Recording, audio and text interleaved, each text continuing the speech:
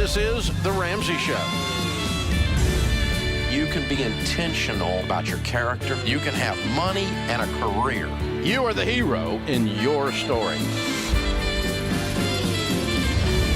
Live from the headquarters of Ramsey Solutions, broadcasting from the Dollar Car Rental Studio. This is The Ramsey Show, where America hangs out to have a conversation about your life and your money. I'm John Deloney, joined here with my good friend and best-selling author, Mrs. Rachel Cruz, and we are here to talk to you about what's going on in your life. Give us a shout at 888-825-5225. Money, relationships, challenges, whatever's going on, give us a shout. Rachel, how are we doing? Doing great. Yeah? It's going to be, good show, John. We did an hour yesterday. We made it? Barely? 3 hours today. We barely survived. Barely? Oh, that's so good. No, that's it's so good. fun. And I'm excited about tonight. Our money and marriage event is going to be really fun. We just finished the final block in here a little bit. It's going to be a blast. Yeah, I'm it's looking going to be forward great. to it. It's going to be awesome. Before we go, I have to just make this public announcement. I was wrong when I bet our engineer here that the Buccaneers were going to lose to my Patrick Mahomes Chiefs. I lost. Kyle gotcha. Kyle won. I was incorrect, and I felt it appropriate to. He's reminding me every day Cheering how wrong I was. He's that guy that's still wearing Bucks gear. Here we are. I was gonna say 7 days later or whatever, 5 days later. Still sporting the hat, Kyle. Some of us would say, great. just let it go, but I know that's the attitude of a loser, so way to go, Kyle. You won. I was wrong. All right, let's go to Josiah in Salt Lake City. Josiah, what's going on? How can we help? Hey, Dr. D and Rachel. Thanks for taking my call. You got it. To keep a long story short, for a little bit now, I've had some suspicion that my brother was stealing money through various sources from my disabled mother. I confronted him about it and let my mother know what was going on. He still has not been 100% honest with either me or my mother. My issue is this isn't a first time thing. He's stolen from me before. I'm just finding it hard to keep a relationship with both my brother and my mom because now she's looking at as if it's a minor issue, and I'm worried that it's just going to bleed her dry, and eventually he's just going to be gone, and I'm going to be stuck trying to fund her for the rest of her life. Yeah,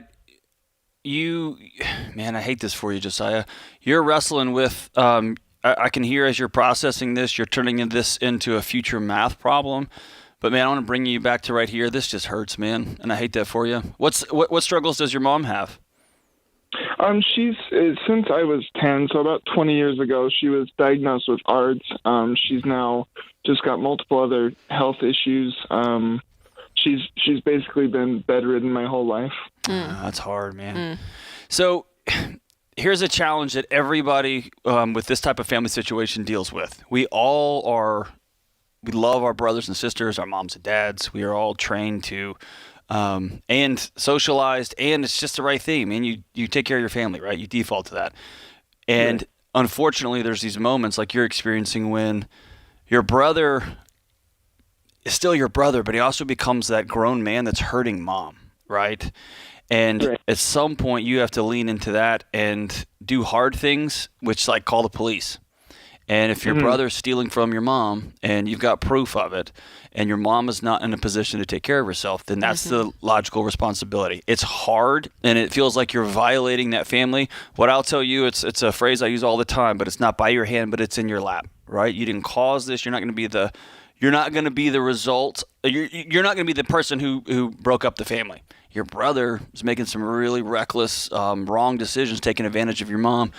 And, now it's your situation to deal with, right? Because your brother's not acting with character. Right. And Josiah, does he still have the ability to steal from your mom? Like, is it accounts numbers that he has? Yeah.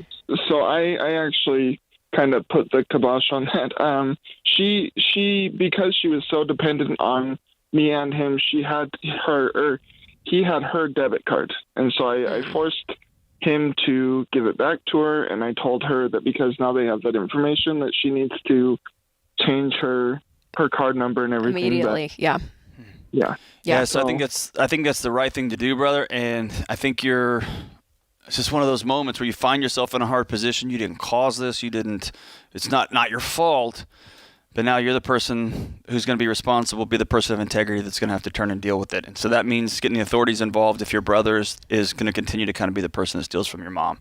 Which and is I hate that for you. Terrible. And then Josiah, too, I mean, I think focusing on the present is extremely important right now, but also to know long term, like it probably is going to be you taking care of your mom.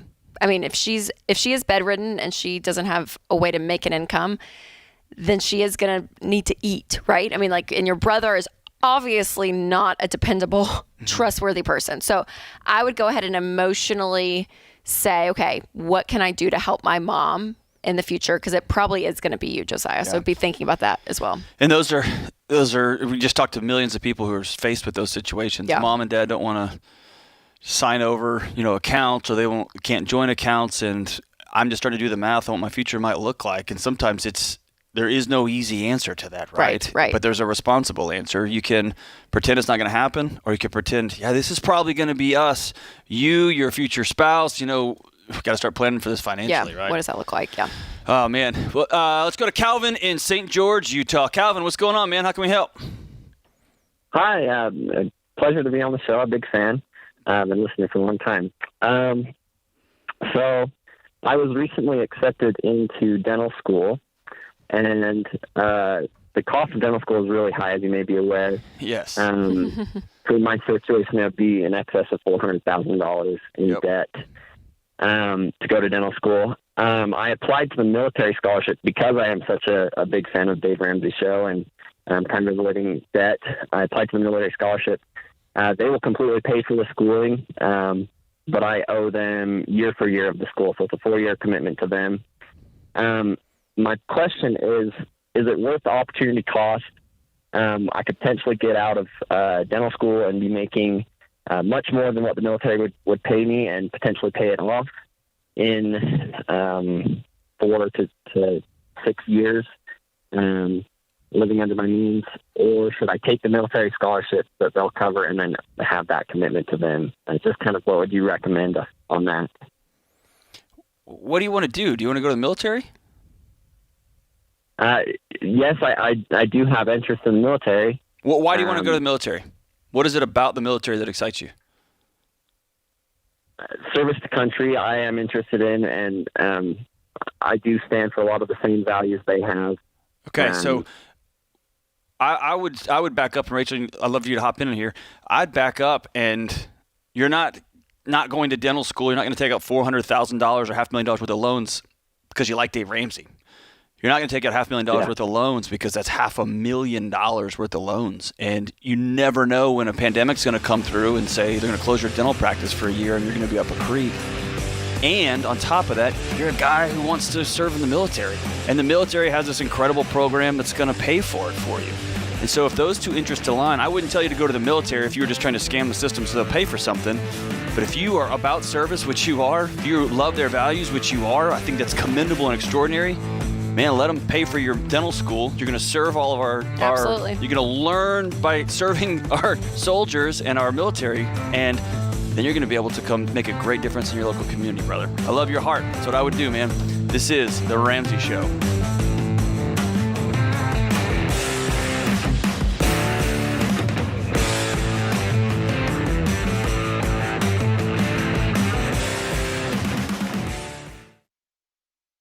Folks, it's an honor to tell you about the Army National Guard. Not only are they big supporters of our high school curriculum, but they also give you the opportunity to impact your local communities. Whether your goals are to get an education, serve your country, or have a better life, the Army National Guard can help you get there. Plus, they offer unbelievable financial benefits. Secure your future today. Visit nationalguard.com/Ramsey to find out more.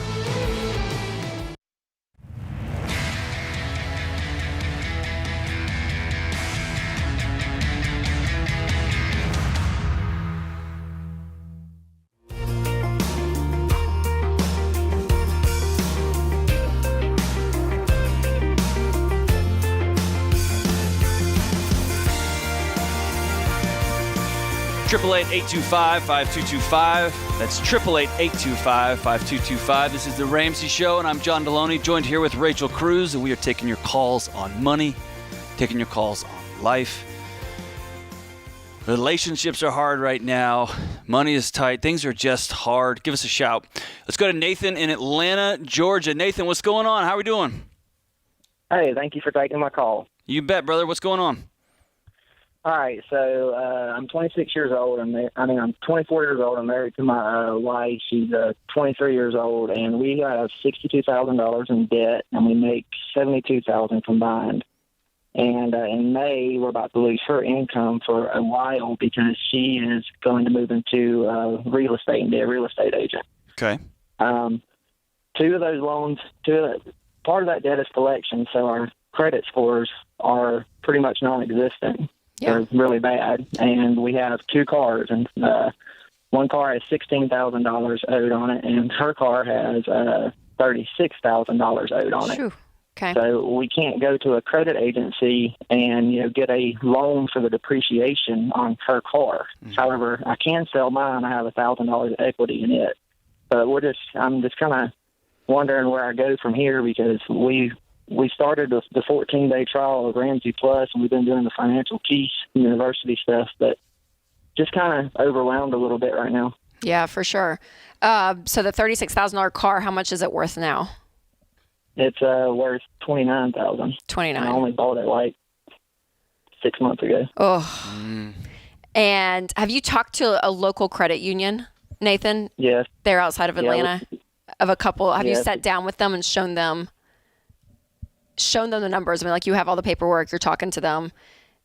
Did you do? Yes, we went to our local one. It's called Kinetic Credit Union. Yeah. That's where we actually bank at, and we showed them everything, and we just don't have the credit to do anything about it. I mean, I'm looking at with our debt, getting this debt paid off. I can probably do it in 4 years with just my income, and hopefully she can start selling some houses. But I know that when you go into real estate, it's a while before you actually collect an income. What is she doing? What is she doing now, Nathan?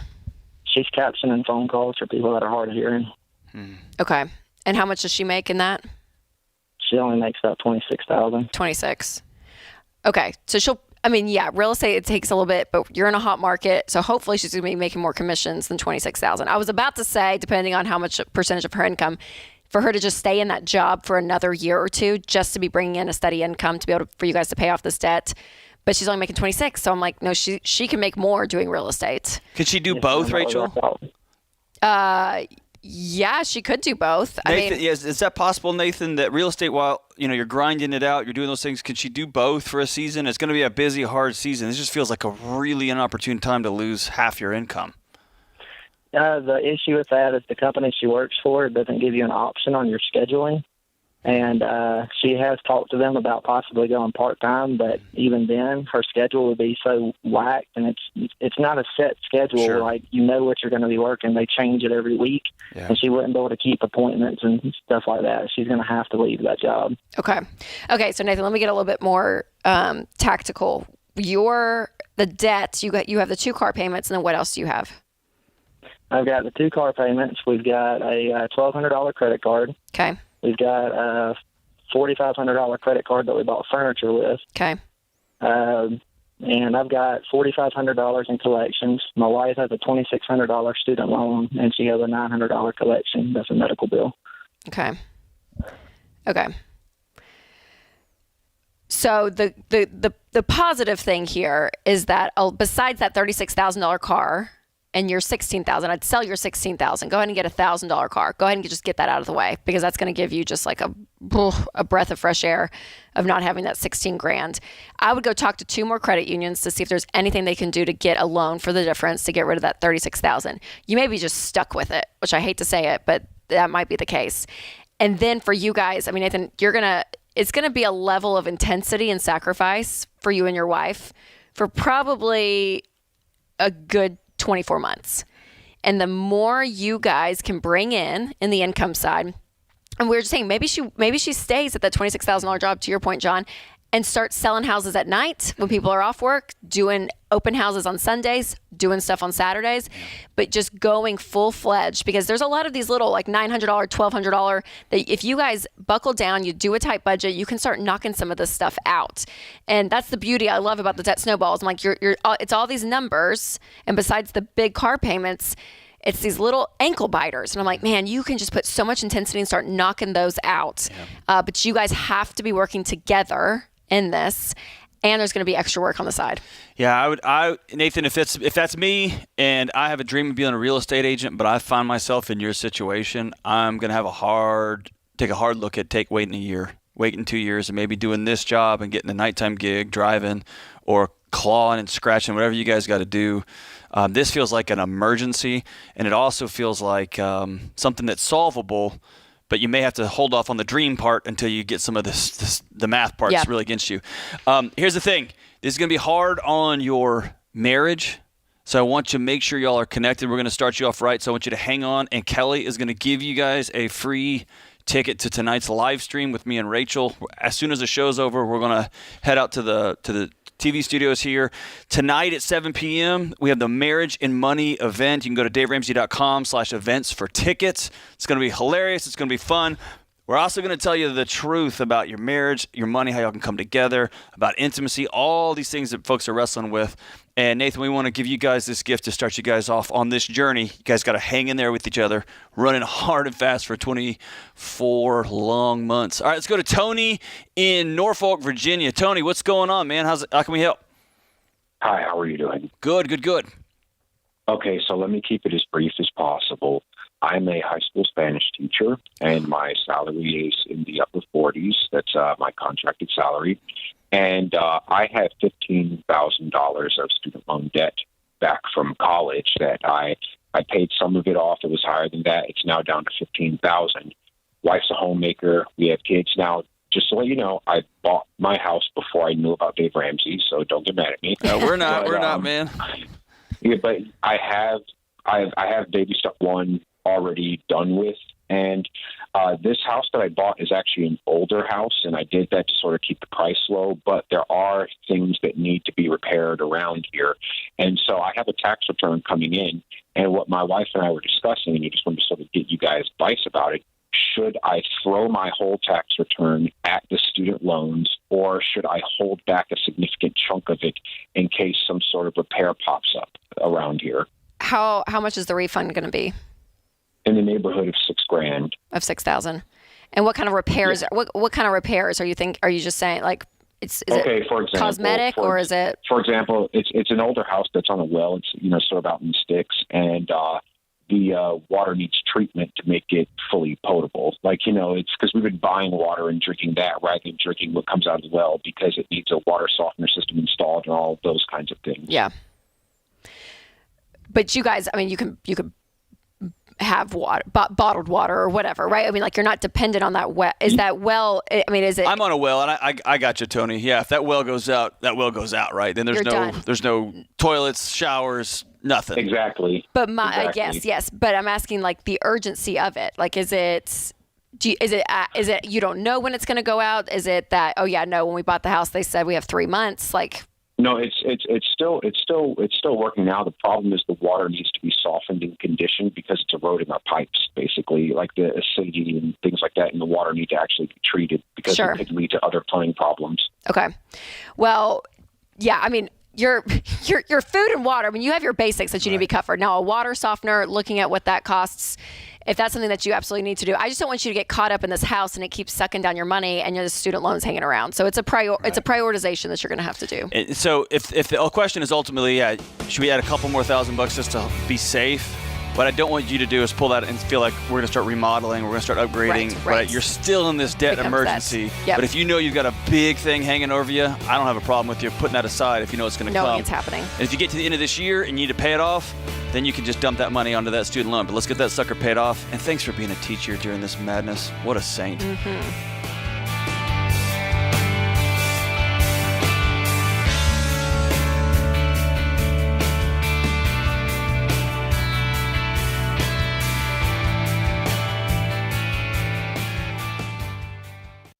We were drawn to Christian Healthcare Ministries because we both had young families and we wanted to have more children. And we had also just started a real estate company and needed to find healthcare coverage that would meet our needs. We were attracted to CHM because of its low monthly costs and the ability to negotiate medical costs down. Established in 1981 and accredited by the Better Business Bureau, CHM is here to meet the needs of your growing family or small business. Check us out at chministries.org/budget. We absolutely believe in it.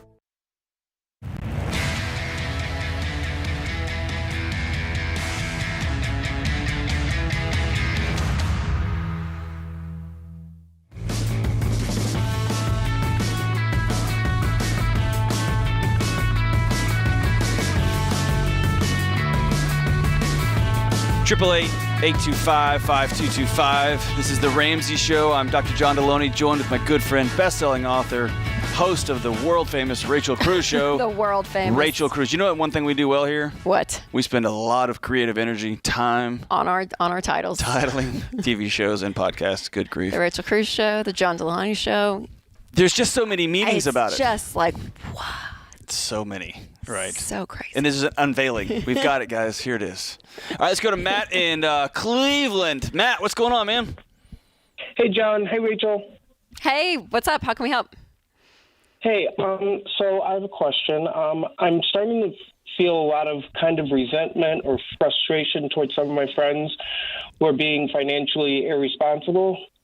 Like they'll be going on vacations when I know that, like either they'll complain about money issues or things of that issue, or they won't have jobs.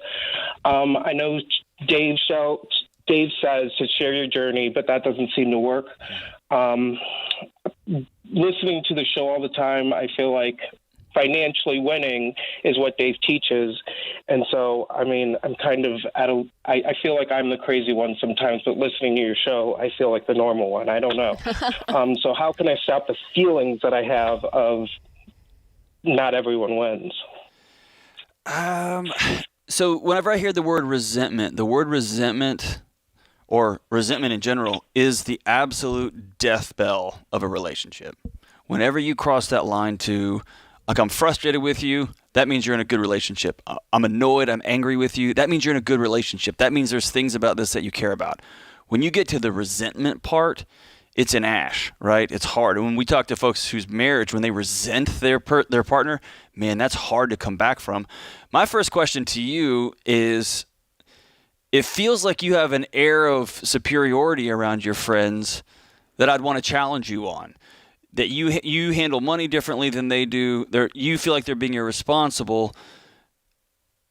There's a gap between friends, like, hey, I don't make that decision, I'll make that decision. Yours feels a little bit higher than that. Do you feel like you're better than them? Walk me through where your head's at, man. It's more just when they're going on vacations, but I mean, the next day they'll complain about their problems. I'm like, come on, like, if you didn't take that vacation, like, you'd have the money to do, to pay your car rent. Right. I mean, car lease. So, Rachel, I'd love to get your thoughts. I have something with my buddies, with my longtime friends, which is when they ask for my opinion, I'll give it to them. Yeah. And if they don't, I am in such a tight relationship with them that I feel free to mock their choices, and we do it in good fun because we love each other, right? But I don't hold the outcome. I just am committed to sitting with them when things are challenging, right? Yeah. So when they call me and they say, I went on a vacation, now I can't make rent, I get to say, well, duh, right? But I'm not going to it's not my fault that they made that decision, That's right? right. So I'm not going to hold that. Because, yeah, there's a level of responsibility, Matt, I feel like you're taking on for your friends, and that's what's like stirring up all these emotions. And so being able to see, my counselor did this about a different relationship in my life, but I wish you could see me, but he like had these scissors and he was like pretending to cut these like strings. He's like, cut the strings. Yeah. Cut the strings. You're not emotionally responsible for this. So Matt, you're not responsible for their choices. And yeah, if they're just complaining all the time, then you can say, hey, are you good if I just kind of share where I'm at, what I see? And in a loving way, just be like, yeah, I mean, if that costs $2,000 and your rent's $600, $1,200. Yep. Yeah, you could have used it. I mean, I don't know. It's just math. But it's not emotional because you're not responsible for them. That's right. Matt, can I ask you one other question? It's going to sound like I'm coming after you, but I just want to get to a little bit deeper. Is there a part of you that wishes you were going on these vacations with them? Part of me wishes I could go on the vacations. Cool. Part of me does wish I could go on those vacations with them. So that's a big moment, man. And it's okay to be frustrated that the choices you're choosing to make in your life are cutting out on some fun right now. That the choices you are choosing right now are annoying, right? They are keeping you from, firecrackers and whatever. I get that, dude, and it sucks. The moment you can say, I'm frustrated, and you can pause and say, am I frustrated just because I want to be going on a vacation, but I'm sticking to this budget for the time being because I'm playing a long game with my life? Or am I frustrated because I love my friends and they're making ding-dong choices? Or am I just a grumpy guy, right? If you find that I'm just frustrated that I don't get to go, then you can circle back to, I'm making a series of choices because I'm investing in my future. I'm investing in my family I don't even have yet. I'm investing in filling all these things. I want to be able to help my neighbor in any way, shape, form, or fashion. Man, then you've got to, frustration's okay, right? Yeah, absolutely. It's just part of the process. And like Rachel said, you don't own their outcome, right? Divorce yourself from that. And I think one of the hardest things when it comes, probably anything in life, but specifically money, with people in your life. So whether it's parents, spouse, I wouldn't count spouse in this, but friends, parents, in-laws, right? All these people in your life, and when they make different choices than you make, and you hear the complaining and all of that, that's a very, very real thing. Right. And understanding that until they ask your opinion. Yeah. Just keep it to yourself. Yeah. Or like you said, Matt, already, like share your story, share where you're at if you long for that. But that is a hard thing for people because there's a level of control we want to have over the people that we love, because you do see them harming themselves. You're like, dang it. But listen, they're grown-ups. And they get to make their decisions. And my guess, Matt, is if you sat down with them, they'd say, man, Matt, when you're not around, we all talk about you. We want you just to have some more fun and smile. And so what if we figured out ways to do some things together that maybe didn't involve this or that? Matt, that you're not late on any of your bills. Yeah, exactly. You pay your bills every month. So thanks for that call, Matt. And next time you get sideways, just pause for that one moment and say, is this just because I'm jealous? Is this because I'm frustrated? Or is this because I'm trying to hold on to somebody else's outcome, man? And free yourself from that. I love that analogy, cut the strings. That's good. All right, let's go to Amy in Hartford. What's up, Amy? How are we doing? Hi there, you guys. I'm doing well. How are you today? Good. How can we help? Sure. So my husband and I have been married for just over a year, and we're actually looking to buy our first house. Awesome. And we were just wondering if we couldn't run some numbers by you guys and see what y'all think about where we are with our numbers, what we can afford, what we should be looking for in a first house. Absolutely, yeah. Let us know. Bring it on. Bring Let on Rachel know. all the numbers, I leave Amy. the math to the others. No, I might get my cell phone calculator out in just a second, but... Sure. So right now we have about just under $38,000 in our savings. We've managed to actually pay off all of our debts. So we're 100% set. Awesome. So I can't debt-free scream. My husband's not here. He's at work. It's my day off. So we've got probably about $25,000 worth of debts that we've paid off. So we're pretty good at saving and hitting it hard where it counts in regards to debt. So he makes probably about $45,000 a year. I'm just under 30. But in the next maybe 2 months or so, he's going to be going after a different job in which he'll probably make about $70,000. So he should be bringing in just under $100,000. Okay. Do you guys have any, is the $38,000 the only savings you have? Correct. Yeah, we've got a little buffer in our checking. It's just under $5,000. Yeah, for sure. Okay, well, our rule of thumb when it comes to buying a home is that I want your payment to be no more than 25% of your take-home pay. I want you to be able to put down 10 to 20% for a down payment. And that 25% take-home pay, your mortgage payment, is on a 15-year fixed rate. So doing that math, so the $70,000 job, is that a guarantee it's happening and he's waiting to transition, or is he hoping he has it?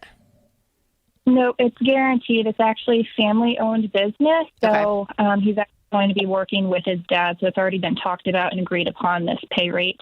Okay, awesome. So I would do all your calculations off of $100,000 income. But that $38,000 though, Amy, I want some of that to stay as your emergency fund. Do not spend that all on the down payment. So you guys have a little ways to go to save up for that down payment, depending on what house you want to buy, how much that's going to be. But run those numbers. That's kind of the formula we use. And you guys are in an awesome position. No debt, emergency fund. It's pretty fun. Just being newlyweds, man. That's super cool. That's an exciting place to be, Amy. That's awesome. This is The Ramsey Show.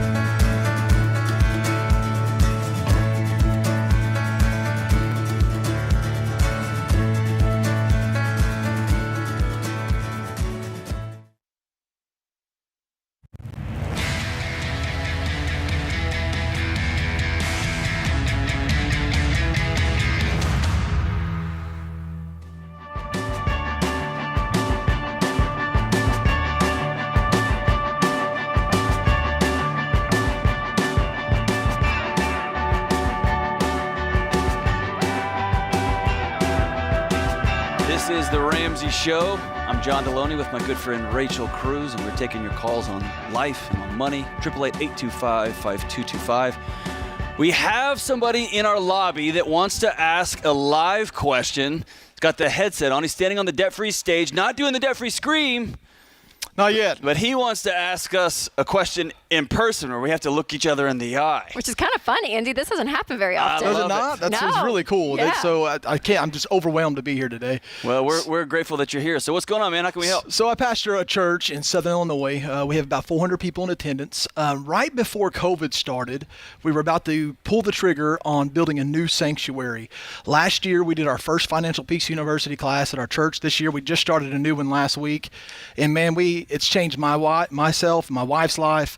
Matt and Nikki are here with us today. We've seen a variety of different families in our church just greatly changed by the program. And man, it's brought in a whole new attitude. But one of the things going through it is that we're looking to borrow around $2.2 million to build a new sanctuary. Scripture says borrower is slave to the lender. Your Dave repeats that often. And so I thought, do you guys think it's hypocritical for a church who is practicing the principles of Financial Peace University in their personal lives to go out and borrow money in a church setting? So before you answer that, as somebody who used to meet with people behind closed doors, right, on hard conversations, you get a sense when somebody already has an answer in their heart as they're asking the question. Even the way he framed it. And so, Andy, I feel really strongly that you have an answer. Yes. Walk us through where you are and how you got there. Okay, well, it goes a little further than that even. And so recently God's been doing a great work in me just through this last year. And so the thought process is that number one, the answer should be no, we shouldn't. We should practice what we preach. And if we tell you to do it in your personal lives, we should do it in our church life. Secondly, the state of Illinois is kind of different right now, and I don't want to go too much into that. But one of the things that we've just started at our church is to actually help families. The educational institution in Illinois is not good. And so one of the reasons for starting at FPU was to help our families live within their means so they could help afford Christian education. And so this year our church started to adopt this program to where we will partner with a family for up to 50% of biblical education to every one of our members. Wow. We just rolled that out. And Very so cool. one of the thought processes is we would rather educate our children than build a building, but at the same time we're literally out of room. Right. And so it's one of these catch-22s, but it's hard to go borrow $2.2 million when you're telling your families, man, live within your means, go into biblical education. Beans and rice, yeah. Exactly. Yeah. And so it's a difficult situation. So I've got a really strong visceral reaction to this question for a couple different reasons, but I want to turn it over to the wiser, calmer one of us first. What do you think, Rachel? I mean, you answered it. I mean, my answer is going to be it's consistent. So whether it's someone's opening a business, I never tell them to take out a small business loan. For a church, it's the same way. And what's difficult, though, I understand it's the building constraints. But I'll tell you here at Ramsey, we were in a building about 10 miles north of where we are right now, and we were outgrowing it. And it was like, man, but there wasn't cash there to buy something. And so we could have, taken a loan out and built something like this, years and years ago. Yeah. But we rented out another space, and we rented out another space, and we were in 5 different buildings. And it was so inconvenient. It was not fun. We had like a little shuttle that went around, and it was not ideal. But we move at the speed of cash around here. And we do that because we really do believe the borrower is slave to the lender. And your whole paradigm shifts.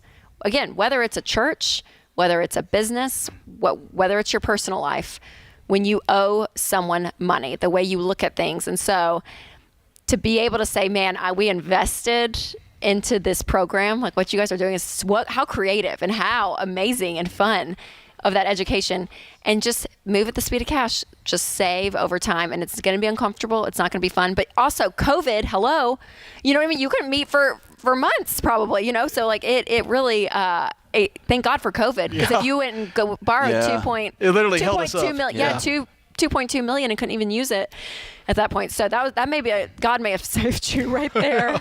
and for me, it's that, and I get real personal with it. I've told teenagers for years when they were whining about their parents, this and that, my parents this, and I'd always tell them, if your parents are paying for that car, they're paying for that fill in the blank, they get to speak into it. It's theirs, right? And anytime a church, a business, me, when I hitch myself to somebody else, they get to tell me what to do. That's just the rules, right? And I think sometimes I find myself speaking out about, it's not because I hate institutions. I think institutions actually do wonderful stuff on broad, big scales. But man, when I owe somebody, they get to tell me what to do. And there's a lot of yelling and screaming these days, and people they forget that, man, I hitched myself to that wagon. Most recently in my life, I haven't had a mortgage in a while, right? I got one recently, and I'm having trouble sleeping because I am now in debt to the bank, right? And they get to tell me, nope, you're going to keep going to work every day. You're going to keep fill in the blank, right? And so I'm going to tell you, I think a remarkable conversation for a leader in a church right now is to stand up and say, this is going to be messy. We're going to figure it out, but we're going to do the right thing. And we are not going to hitch our wagon to a state, a bank, a federal government, or whatever. And is it going to be inconvenient? Yep. Are we going to have 14 services and do all this weird whatever? Yep. Right. But I think it's the right thing to do. I'm just grateful for your heart, man. Oh, absolutely. And I would say this too, as someone who attends a church, when I know, because our church is debt free, they paid off all of their building debt about 4 years ago, and it was incredible. And so now I know when I tithe that it's not going to Bank of America. You know what I mean? It's not going to an interest payment. It's literally going to a single mom, because we have a whole cars ministry, and it's buying single mom cars. That's what it's going. Like it's going to my pastor, right, to help pay his salary. The church staff. Like I know where my money's going, and as someone who tithes and gives, I'll tell you, the heart of your congregation, to have that conversation what John just said. That builds trust. And honestly, I think that's a beautiful conversation, just to say it out loud. And I'm only putting one foot on a soapbox here because I could get myself in trouble. You're gonna jump. I wish every church in America, any denomination, would have a hard look in the mirror and say, how much money are we paying to the salaries of our local bankers that could be going to feeding the kids in our communities, that could be putting kids in schools, that could be helping single moms. We do a lot of bickering and yelling about, government intrusion and social programs, and we sure like new shiny things in churches. Yeah, that's been the heart, is that, especially with this education program, is, churches right now, we're losing 7-1. And so for every 7 kids in this generation, we're only getting 1 back in the next. And my thought was, man, if we build a building in 20 years, we cannot have people to put in it. That's right. If we don't start investing in our kids now. And the big heart is that, you pay this much money each month for brick and mortar, when you can invest, man, in the future of our kids coming up. Yeah, and we're not mad at brick and mortar. No, right? not at all. Absolutely. It's a great thing. No, you got it. The space and all of it. Gosh, it's there. Man. But praise God. Yeah, but there's something about being in the connection. Moving at the speed of cash. So I think you know it. I mean, even the way you asked the question, that was a great call out, John. And I hope every single small business owner, I hope every single nonprofit leader, I hope every single pastor in this country is listening to this conversation and listening to your heart, man, because the more money we pass out in other people's salaries that could be going to healing these communities, right? The only person to fill that gap becomes the government, right? Well, that's the greatest. One of the biggest problems we have in society today is the church isn't playing the role of the church. Right. America, Amen. he said it, not me. Just kidding. Amen. I'm with you, brother. I'm with you. Amen. So, Ben, we say I appreciate your around heart. here in Financial Peace University, we talk about what could the people of God do for the kingdom of God if they had no debt? And that's on an individual basis. But we say, you put the government out of business, right? Like as believers, if you didn't have your car payments, your credit cards, your student loans, and you were able to give outrageously, that is literally the movement. That is what changes. We did our Financial Peace University class last year. Our giving went up almost $100,000 this last year. Amazing. Love it, Congrats. brother. Well, thank you so much. God bless you guys. Thank Appreciate you. Man. Pay off your debt and then give recklessly. Yep. First hour in the books with my good friend Rachel Cruz. Big thanks to Kelly and to James. We'll see you just in a minute.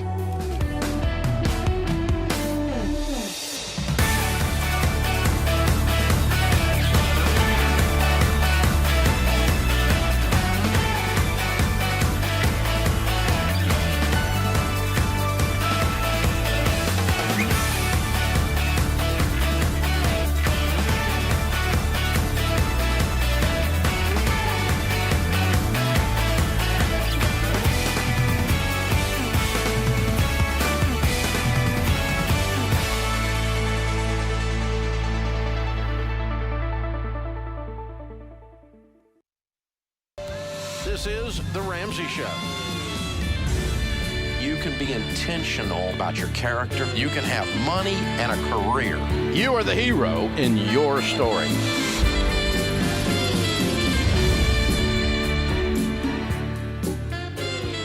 Live from the headquarters of Ramsey Solutions, broadcasting from the Dollar Car Rental Studio, this is The Ramsey Show, where America hangs out to have a conversation about your life and your money. I am Dr. John Deloney, joined here with best-selling author and all-around good human being, Miss Rachel Cruz, and we are taking your calls on life, on money, whatever's going on in your heart and mind. Give us a shout, 888-825-5225. That's 888-825-5225. Rachel, how's the family? How's everybody? How are we doing? We're doing good. Yeah? I'm trying to think. Yeah. Our kids are in school, so I feel like that changes the game. Mine too, I know not everyone around the country right now, so I still think about all you moms that are having those computers up and doing online school. And the dads that are making home offices in Or their... that too. That's right. That's right. Yes.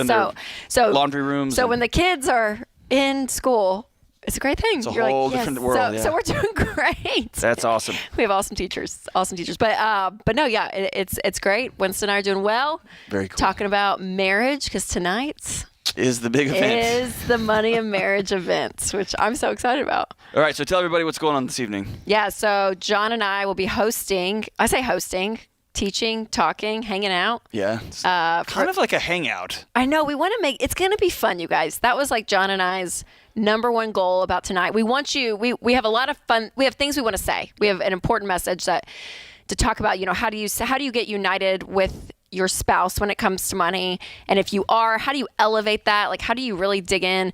How do you have these vulnerable, great conversations on, like we're going to talk about some really great, rich stuff, but also it's going to be really fun. I feel like the last thing on earth I want is to sit down on a couch with my wife, hold hands, turn on the TV, and have somebody just lecture me for 2 hours, right? That just seems like the worst possible thing. The best Valentine's evening you the could least have. Romantic. The last thing I need is something else to make my life less romantic. I'm already working from home, right? Parents all over the place, kids. I don't want to sit there for 2 hours and somebody lecture me. So we set this thing up. It's going to be a blast. And our friends George and Courtney are going to be there too. It's just going to be a good time. It's going to be a fun evening. And we're getting to some topics that Ramsey has not traditionally gotten into, right? We're going to be talking about... John is forging the way. Is that a phrase? That's not super a good way to say that, but we'll count it. We're going to be talking about our romance, man, our intimacy, man, how we are communicating with one another when things have gotten hard this last year. Things were hard before this year. This just exposed what was already hard. And so we're not going to flinch away from any of the challenging conversations. We're going to take live Q&A during the show. So John's please check really it out. Shy John Deloney's really shy, if you haven't felt that. And so he's going to kind of tiptoe around some subjects. So it's like, you haven't been in all these meetings, Rachel. For the last year, I've been working it with other therapists or with professors or with other crisis people for so long that it's not weird to be like, oh, I'm so sorry. Tell me about your sex life. How are things going?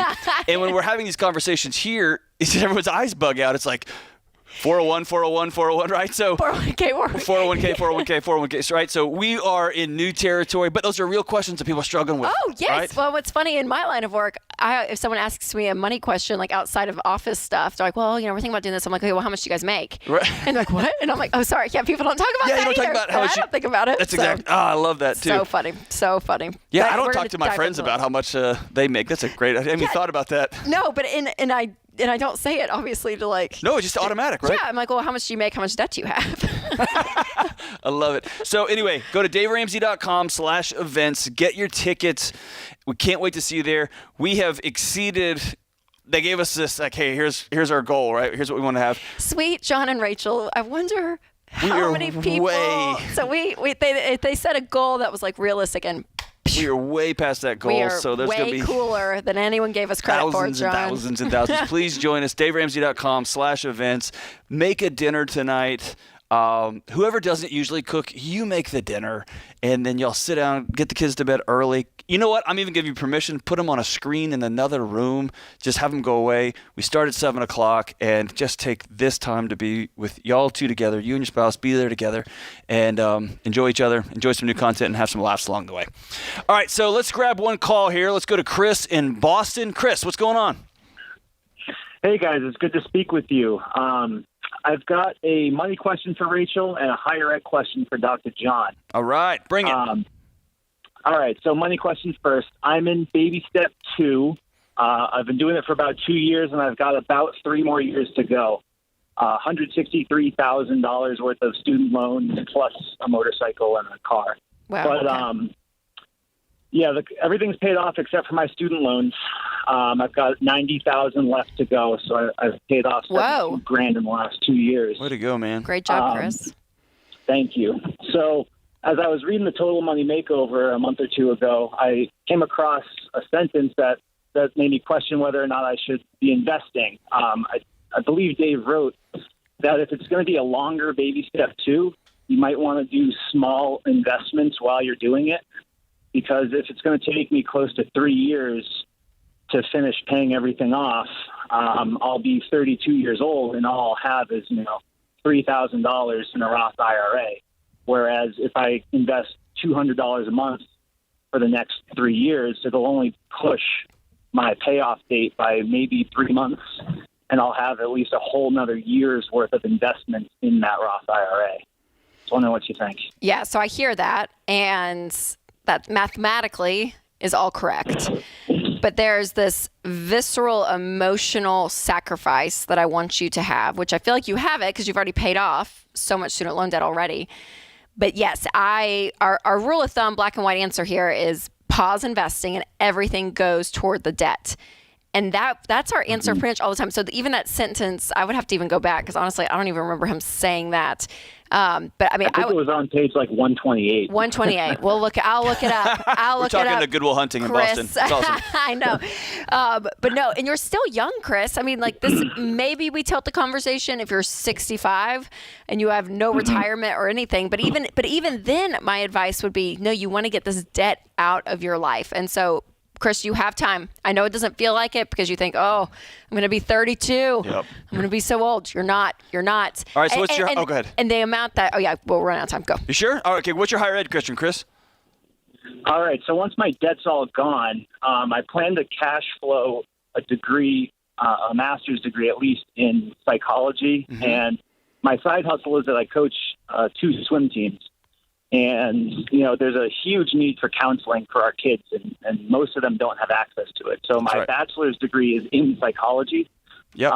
And I didn't know if you knew anything about the field of performance psychology or if maybe just a master's in counseling would be sufficient. But yeah, I think I think I would start with a master's in counseling, and when you move into those type of performance psychology or child psychology, that's when you're getting a clinical degree, which is at the doctorate level. I think you are great to go in and get a master's in counseling. You have that experience working with kids in that coaching area, so it's going to be a natural link there. And then you can do continuing education on the back end to get some specific things about working with kids and sports. But yeah, get that master's in counseling. We need more people working in mental health who love their neighbors. You're the guy, man. Thank you so much. This is The Ramsey Show.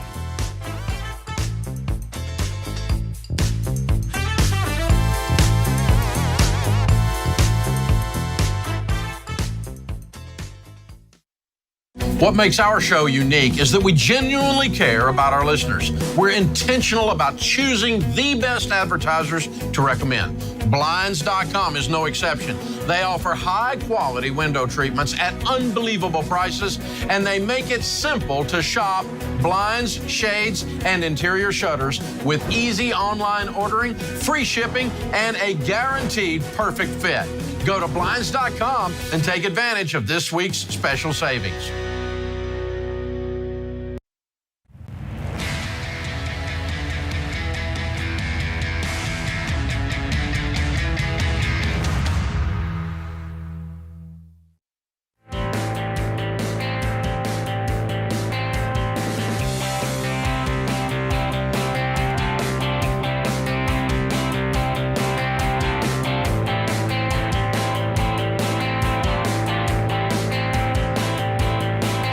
This is The Ramsey Show. I'm Dr. John Deloney, joined with best-selling author and good human being, Rachel Cruz.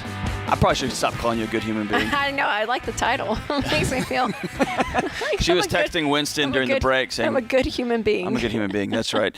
All right, so let's go to Blinds.com. Find out for yourself why Blinds.com is the #1 online retailer of custom window covering. You get free samples, free shipping, and with the new promos they run every month, you'll save even more. Use promo code Ramsey to get the best deal. All right, today's question comes from Lindsay in Georgia. This is a big one. I cannot wait to hear what you have to say about this, John. I'm the sole earner, mom of 3 and 3 stepkids. My income ranges from $100,000 to $200,000, and we've paid off $200,000 of our initial $380,000 of debt in the past 3 years. Amazing. My husband is a stay-at-home dad and due to COVID, and thinks that we should be spending more money despite getting $200 a week. I pay his child support and his tuition. He is a good roommate, but a terrible husband. He has withheld all affection in the past years and prioritizes Netflix over me. Can I withhold spending money until he agrees to work on our marriage? We had counseling, but he would not follow up. I'm so exhausted, lonely, and depressed. I resent feeling I am good enough to work 60 hours a week to support him, but not good enough to be loved. Oh, man. That's a lot there. That's about a year's worth of work here. There. So to answer, there's one question in here, which is, can I withhold spending money until he agrees to work on our marriage? The answer is no. No. Anybody who gets into the business of withholding, whether that's I'm withholding affection and intimacy, I'm withholding information, I've got secrets, right? I'm withholding fears, I'm withholding money. Mm-hmm. That's man, red flag. That's not even a red flag. That's like this giant neon sign, right? Yeah. This feels like resentment, and this feels like this relationship. It actually feels like this relationship is over, and like you mentioned it, we're roommates now. He's got a good deal, I got a good deal, and I'm just exhausted and lonely. And the good deal on the roommate stuff is run out, right? I don't think this is a money question at all. So let me go high level money, and then I want you to dig into this because I am curious all of your thoughts. So just a couple of things, Lindsay. And again, this is all the symptom of a bigger problem. So what I'm about to say is not going to solve your life here. But even saying his child support, his tuition, it seems like, I give him $200 a week. You guys are not a team. Right. Like it is a his and her viewpoint, and a little bit of it sounds like you're being his mom. That's exactly right. And nobody wants to have a romantic relationship with their mom, right? I wish there was another way to say that, but he's being mothered, right? And he's acting like a 5-year-old who needs a mom, right? And so now you get in this weird dance. Yeah, because he needs to to buck up too. Like this isn't all your fault, Lindsay, by any means. Yeah. We're not picking on you, but you do have to realize even the language you use shows where you guys are at in the marriage, even just in the question, which is fascinating. Okay. So it becomes a dance, right? Yeah. It becomes, I feel like she's always telling me what to do. She's acting like my mom. And then that shuts off all desire, right? Which then leads to, I'm just going to retreat and hide in front of Netflix and complain about not being able to go out with my friends, which then he's acting like a 5-year-old. And then she has to, right? Somebody has to say, stop. Somebody's got to just, as Terry Real says, you got to turn and stare the forest fire down. You got to look at, both of you've got stuff in your past that y'all got to deal with. Both of you got 6 kids in this house. You make great money. There's a part of me that believes you think you're better than him because you make that kind of money. There's a part of me that thinks he feels like he's a loser because there's so much here. And at the end of the day, you said it best. I'm so exhausted, lonely, and depressed. Rachel, I've heard those 3 words over and over and over this season, right? If your partner will not go to counseling with you, if your husband or wife, girlfriend, boyfriend won't go, you're left with one option, and that is to control what you can control, and that is to work on you. So you've got to go, right? If you both had the flu, that's probably not a good one. If you both had strep throat and you go fill both prescriptions and he won't take his medicine, that doesn't mean you don't take yours. In fact, that means you've got to take yours, right? Because somebody's got to be well around. That's good, yeah. So spend the time, the money, the energy to get refilled. It's not happening here. My hope for this marriage is that when she starts working through her challenges, which are bigger than him, bigger than this mess, that she will get some new skills and some new tools that will give her some clarity on her next path, and hopefully will give her some clarity on how to engage him a little bit differently, that he might be able to hear it. She might have peace in her heart, right? She may be able to start acting outside of this marriage, and that sounded weird. Not outside the marriage, but start. No, I hear. Yeah. Start having right. You're going to start exercising again. Start taking care of yourself. Start having friends and community members. Go get re-engaged with a local church or local community groups or whatever that looks like. And my hope is that your husband will see that and say, "I want that." Right? Yep. Blaming and criticizing and yelling never have solved the problem in a marriage. Right? And I love that. Control what you can control, because I think that's one of the most frustrating things in life. We talked about that, even last hour. But it's like, if you don't have an option, right? You're not going to just absolutely drag him. You can't physically drag him, and even if you did and set him in a room with a counselor, it's not going to do any good, right? He's not going to. He chooses to hear it or not. So being able to control what you can control. But Lindsay, I'm so sorry. Yeah, I hate that. This is a story for a lot of couples out there are in this, and that's one thing I'm excited about our event tonight, to hopefully bring a level of clarity and tools to people. Because it's tough. But thanks, Lindsay. Thanks for your question. All right, let's go to Sean in Baton Rouge, Louisiana. What's up, Sean? How we doing? Hey guys, how's it going? Doing okay? Doing great. We're doing great. Good. My question is, my wife and I are going to be first-time home buyers, and we're working with a credit company to get our credit up to where we need to be to get approved for a loan. And we had a deadline of April 1st, and it just seems like the credit company is kind of dragging their feet a little bit, and I'm wondering, on paying certain debts off, if there is a faster way to go about getting our credit scores up to where we need them to be. How do we go about doing that? Sean, are you working your way out of debt currently? Yes, it's not much debt. It's under $8,000. Okay. And have you been working the plan? Have you been getting out of debt in the last 18 to 24 months, paying off debt? Within about the past 12 months. 12 months. Okay. So here's the deal with the credit score. Your credit score mathematically is made up on how you interact with debt. So the fact that you guys have stopped going into debt and you're paying off debt, your credit score is going to lower. That's what's going to happen. Now, it will be basically to the point that it's not a zero, but it gets to this point where they can't calculate it anymore after about 18 to 24 months, which is about enough time that I want you guys not buying a house right now. I want you to pay off that $8,000 and get a fully funded emergency fund before you go and purchase a home. So my first rule of thumb, Sean, is I don't think you guys are in a place financially where I would advise to even be a homeowner. I would continue to stay where you are or rent for the time being.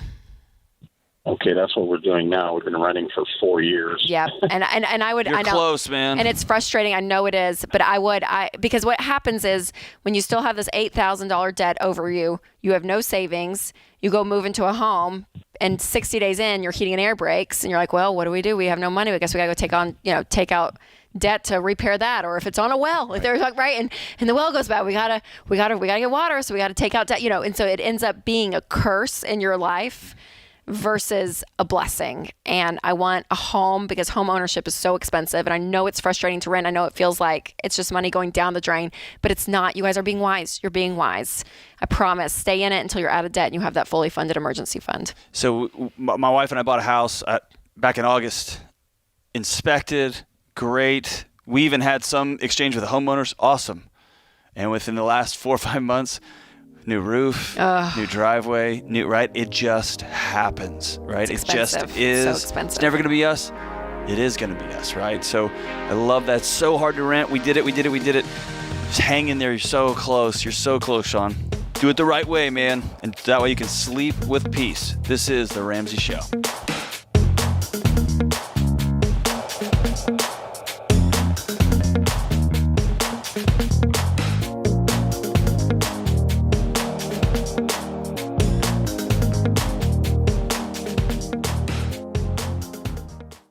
Folks, it's an honor to tell you about the Army National Guard.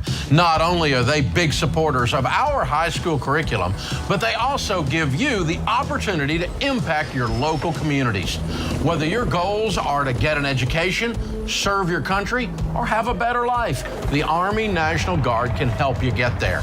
Plus, they offer unbelievable financial benefits. Secure your future today. Visit nationalguard.com/Ramsey to find out more.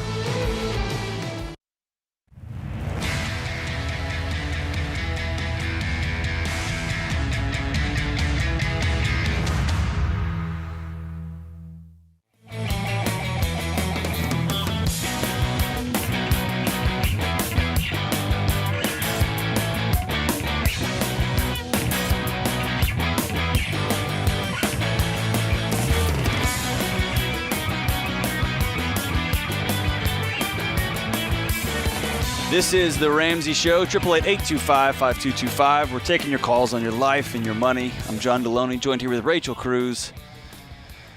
Let's go to Silas in Munis, Indiana. Silas, what's going on, man? How can I help? Hey, Rachel. Hey, John. Thanks so much for taking my question. You got it. So I just got engaged back this previous December. Nice. Congratulations. Thank you. Hold on, Thank Rachel. you. Nice. You said that nice. Nah.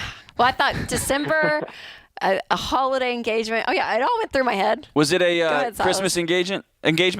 Yeah, it was the day after Christmas, actually. Ooh, See? day after. Well played, man. Nice. That's where that came from. Did she know it was coming? She we'd talked about it, obviously, but no, she was very surprised that when I did it was when I did it. Attaboy. Way to go. So fun. All right, I'll leave you alone. Go for it. So what's up, man? So like I said, I just got engaged, and we're planning on getting married in the end of August. Okay. So I'm finishing up my last semester of my undergrad, and I don't have any debt, so I myself am currently on baby step 4. My fiance graduated last May, and so she's been working for a year, and she did have a considerable amount of student debt, and so she's been working to pay that off as quickly as possible, and she's really been doing a great job. I mean, it's been amazing to me, honestly, how much she's paid off during that time even. And we both have enough money saved up right now to fully pay cash for our wedding in August. My question is, once we got engaged and we had set a wedding date, I had stopped my own investing and started kind of setting that money aside in my savings so that once we get married, I can take that chunk of cash as well as my fully funded emergency fund and put all of that money towards the debt, since at that point I'd be on baby step 2 with her.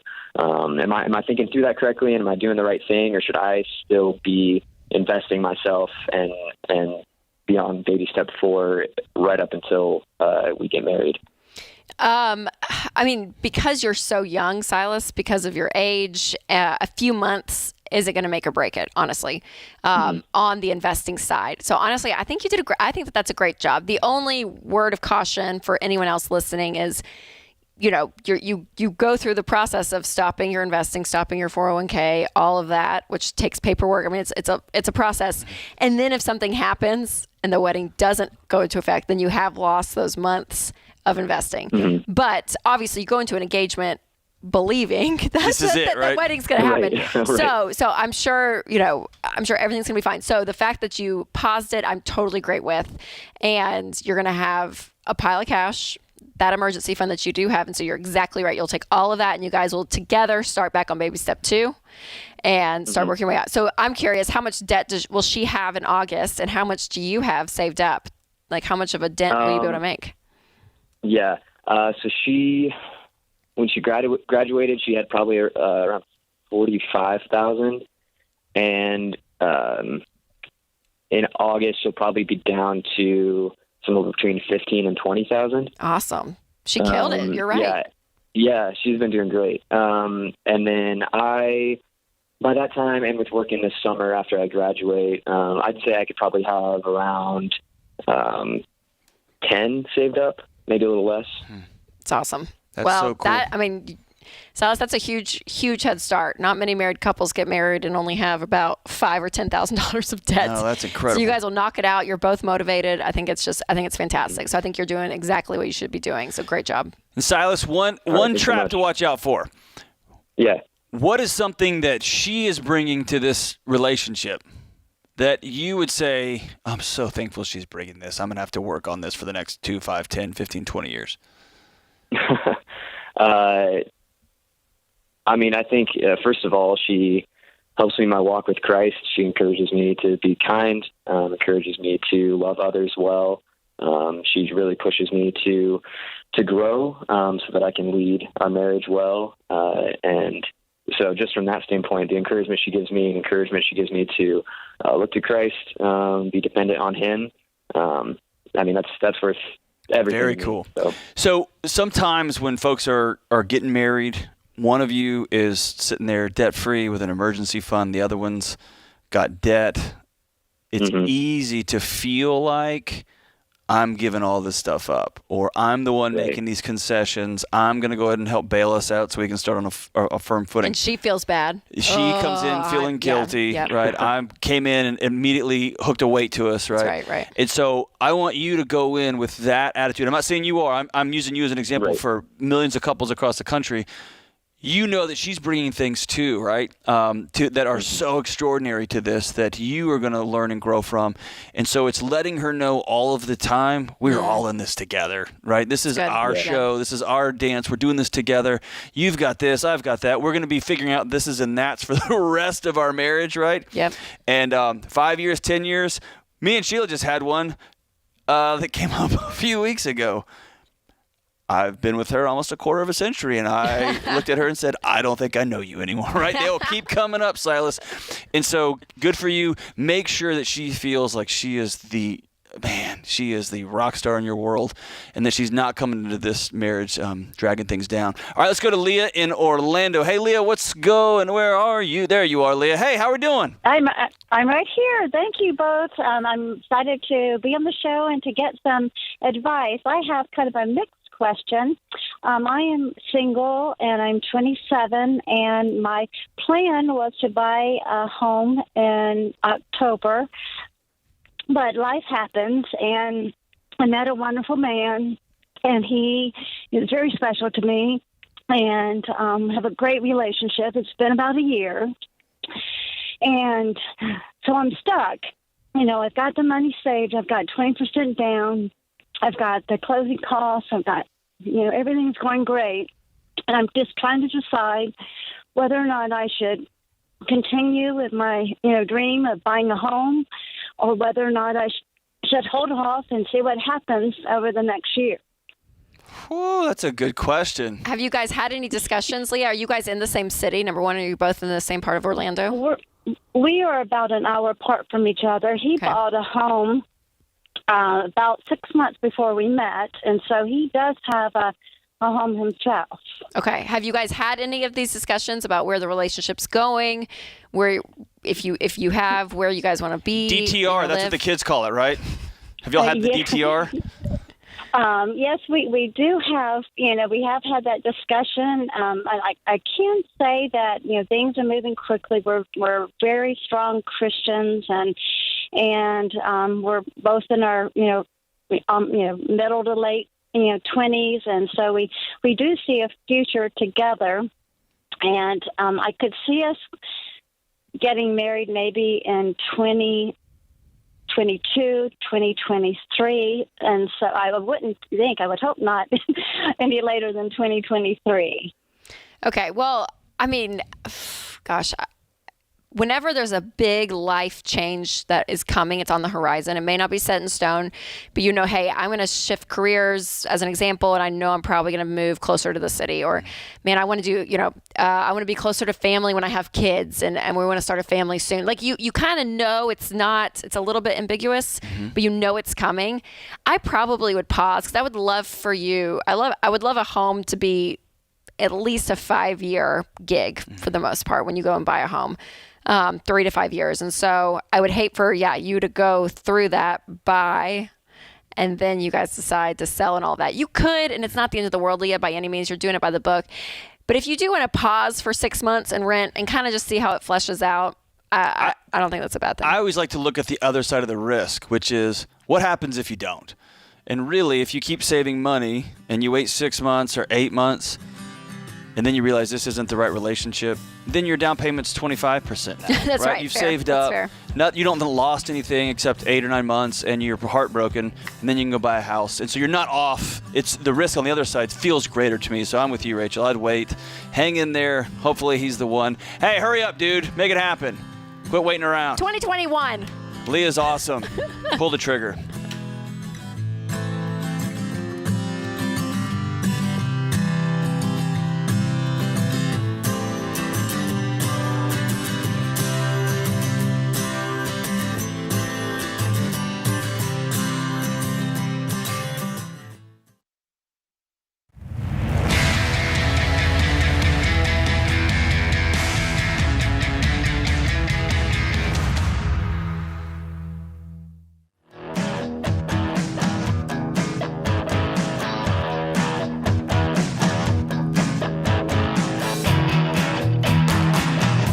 This is the Ramsey Show, 888-825-5225. It's 888-825-5225. Let's go to Michael in Kansas City, Missouri. Michael, what's going on?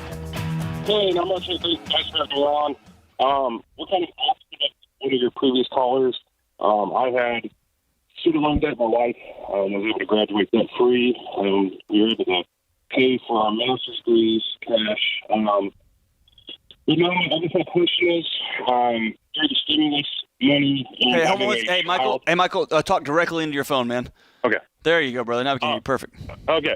I'm kind of opposite of the previous caller. I had student loan debt for my undergrad. My wife graduated debt-free. We paid for our master's degrees with cash. But my question is, I've got about $9,000 left.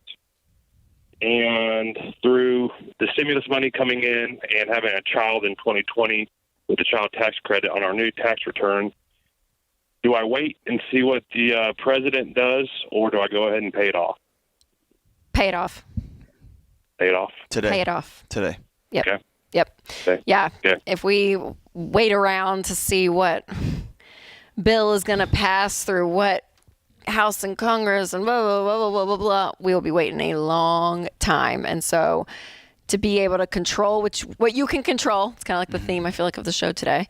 And it's this: don't put your future and your destiny in Washington, D.C.'s hands. So I would 1,000% be paying it off. Michael, for me, it's a two-part thing. Number one, I got to see what Rachel's talking about ringside. I worked with some extraordinary, I'm talking about brilliant, high-character, wonderful young men and women who were in law school, who intentionally chose to go do public service work instead of going to big fancy firms where they were going to have big fancy salaries. They chose to go do this work because they wanted to serve their communities, and because if they did that work, which is hard, grueling work for a decade, the government said, we're going to come in and wipe those loans away. And then when they got to year 8 and 9, that went away. And so they had sacrificed not only their direction in law school, which if you know anything about law school, it's just such a trajectory, right? It's hard to circle back and do something different X number of years down the road. But, man, they had sacrificed 5 to 7 years of major earning potential because they were given this promise, right? And so there's that. I think Rachel's super wise. Here's the other thing. There is something I don't share this with everybody, so I'm just going to tell you what's in my heart. When I took out student loans, and I had 6 figures, man, my wife and I had 6 degrees between us. And then I went and got another one that the school paid for. But I had 6 degrees between us. We had 6 figures in student loans. It was hard. I didn't realize on some of these loans I took out what I was signing, all of that stuff. I was not an educated consumer when it came to that.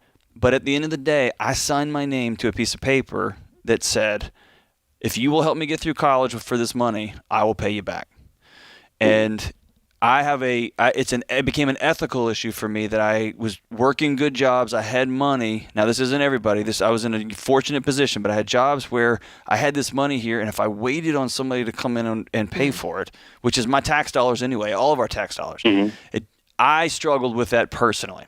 So you're in a situation where you're holding money in your hand right now. I think in my estimation, if you've got that money, the right thing to do is to go ahead and pay that off. Now, not everybody shares that ethical deal. That's just me, but that's just me talking to you, Michael, person to person here. But the broader conversation, as Rachel's talking about, is, yeah, man, you don't ever want to wait on those things to make their ways through Washington. Yeah. Yeah, and depending on, getting into we don't have to go down this rabbit hole, but the student loan program has really screwed up a lot of people's lives. Yeah. Now, did they make the intentional decision to go get into those loans? Absolutely. But the whole program is so frustrating to me on that level that I'm like, I wish it just didn't even exist, right? That we went the old school way of what it looks like to go to school debt free. So when I hear the word relief, there is a part of me that I'm like, yeah, I do. I want relief for people. Yeah, I want they that. had no idea what they were signing up for. Sort of, yeah. Like you kind of like they just got screwed in it, even though I know they signed their name to it. But man, so there is something that I'm like, I don't know how it would be done or what would be done or what that looks like, because it probably, we're not going to get into the politics of it, but I would love a level of relief for people at some level, whatever that looks like. But I'm not going to wait on Washington just to deliver it. So let's get to work. Because to your point too, if you got it, you got it. You have it. Yes. You got it. Another thing is, I've heard some of these variants of the relief bill have different things attached to them. You're going to owe us this much community service. You're going to owe us this much stuff, which I love. I love some skin in the game on that, right? I think that's good. But at the same time, Michael, it goes back to an earlier caller we had, or somebody here in the lobby. When you take something from somebody and they attach strings to that gift, you're beholden to them, right? That's right.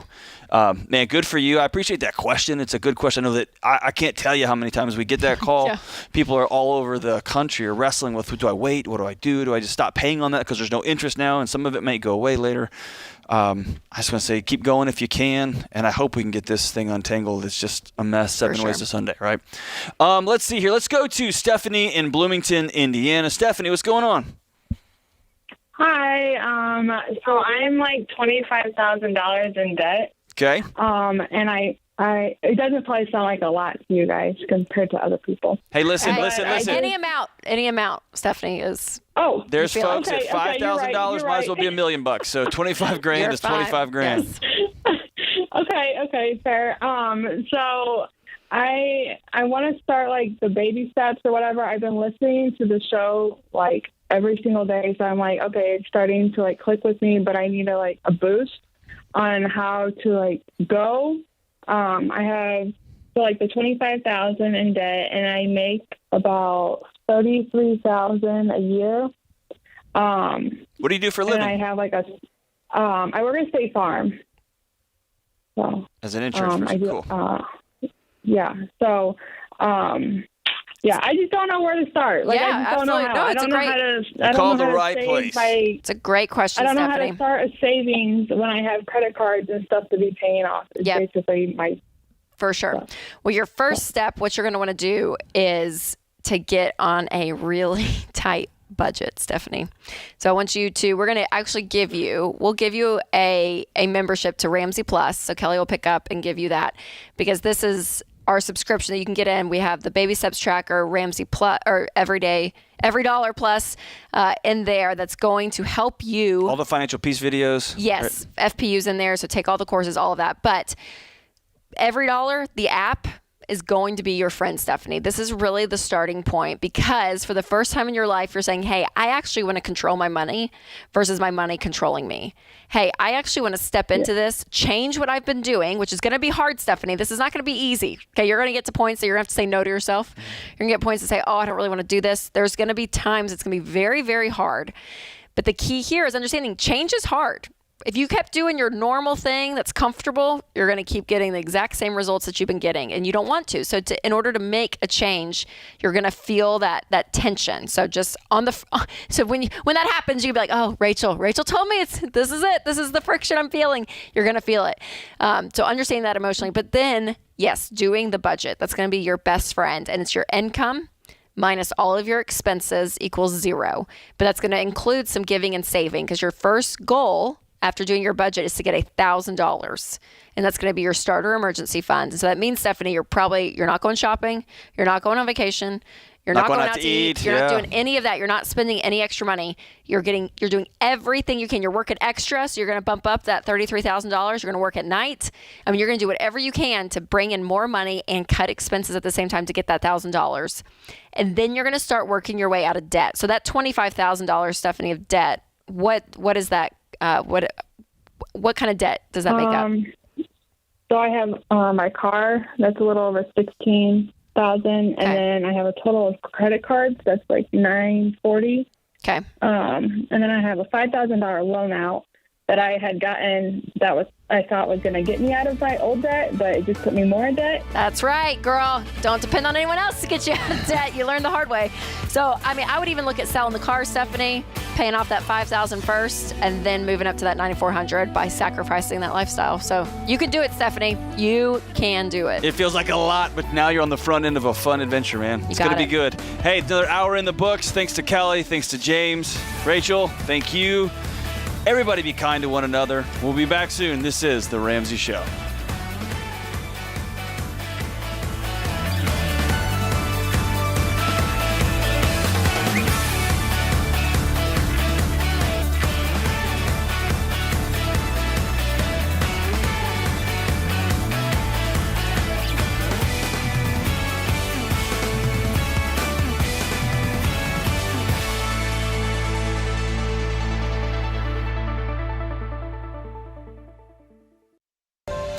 This is The Ramsey Show. You can be intentional about your character. You can have money and a career. You are the hero in your story.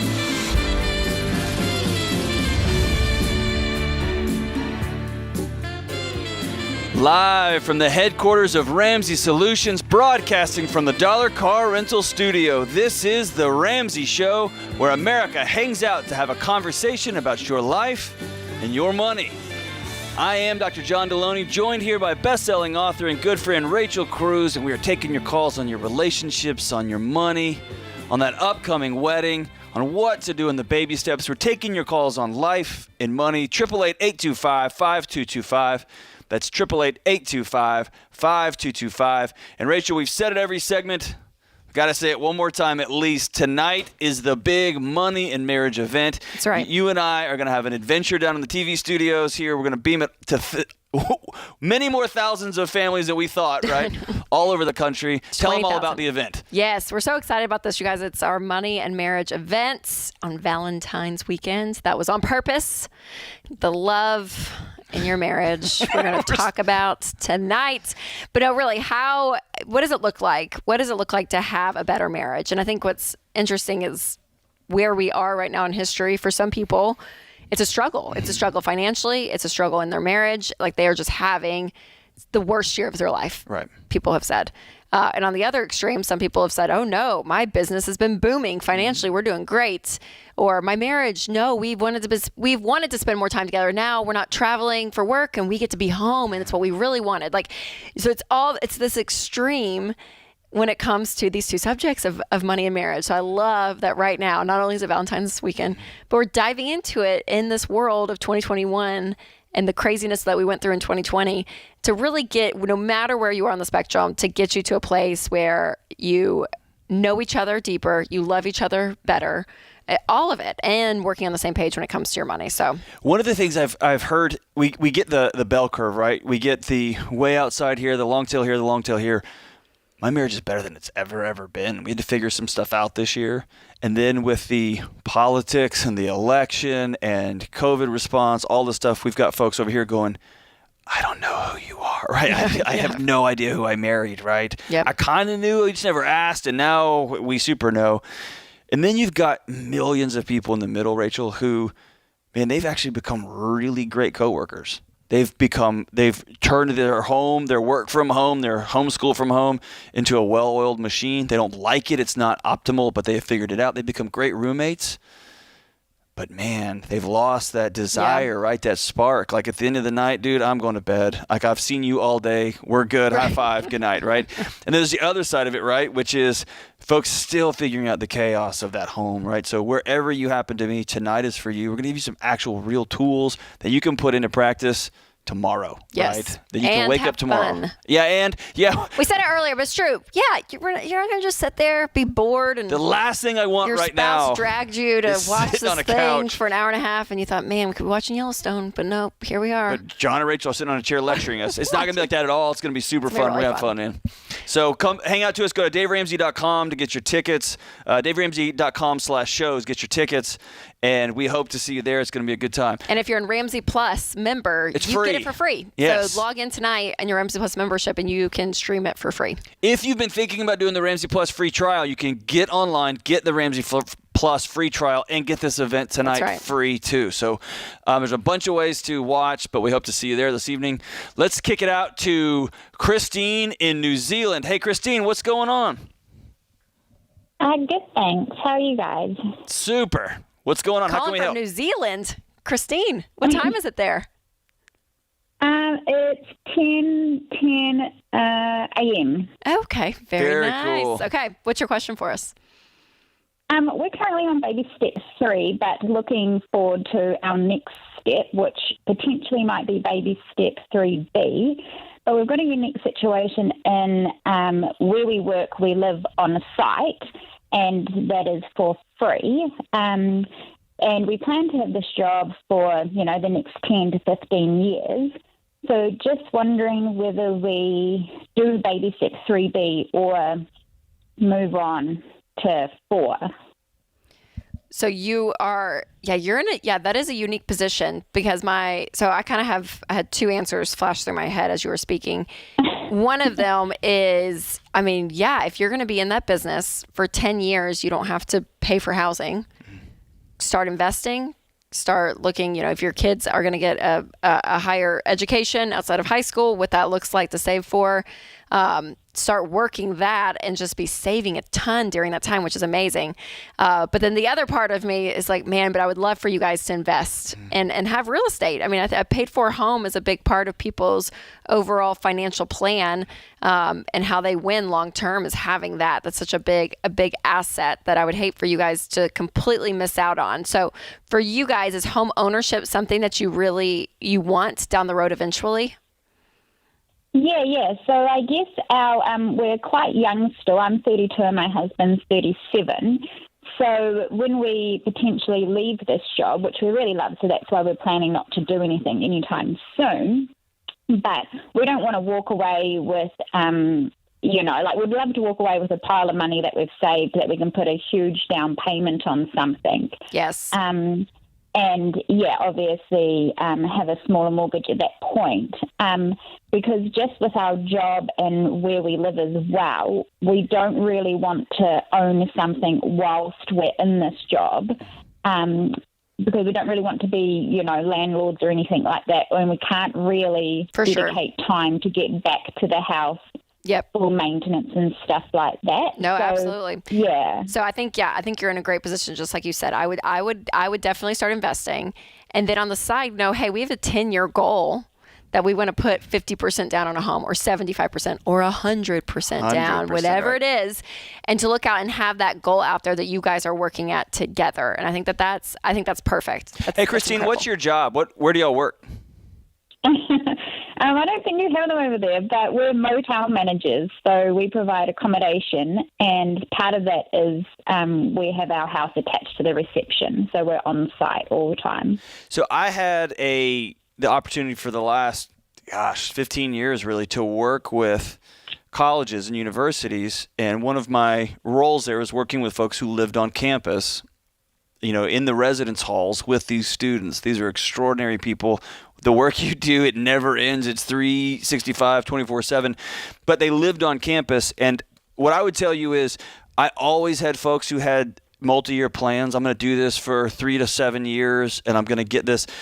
There's an accelerated aging that comes with living where you work, right? And so, Chris, it begins, you have a 10-year plan, and then 2 years in, it's like, well, about a 5-year plan, right? It's just a lot to ask of yourself, and there's something eventually where you want your own yard, you want to have your own rules, you don't want to have people knocking on your door at 3, 4 in the morning or whatever, just as a part of that gig. That's a great point. point. I'm with you there. Save up that money, and man, being able to put 100% down on a house, how cool is that, right? But your quality of life in that type of job is it's a big deal, it's a sacrifice. Right. That's a great point. So stock that money away, invest, and then when you're ready to transition out, whether it's in 2 years or 10 years, and you'll be able to smile at the mortgage office with what you're able to put down. Thanks for the call, Christine. This is The Ramsey Show.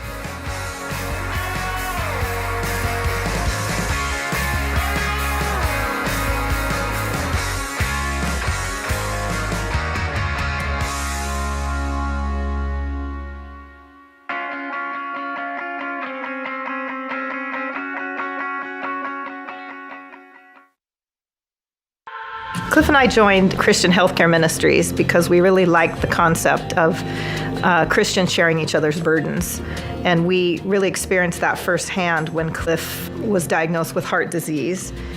It was just such a relief to know that financial burden was going to be taken care of. CHM is the original and longest-serving health cost-sharing ministry.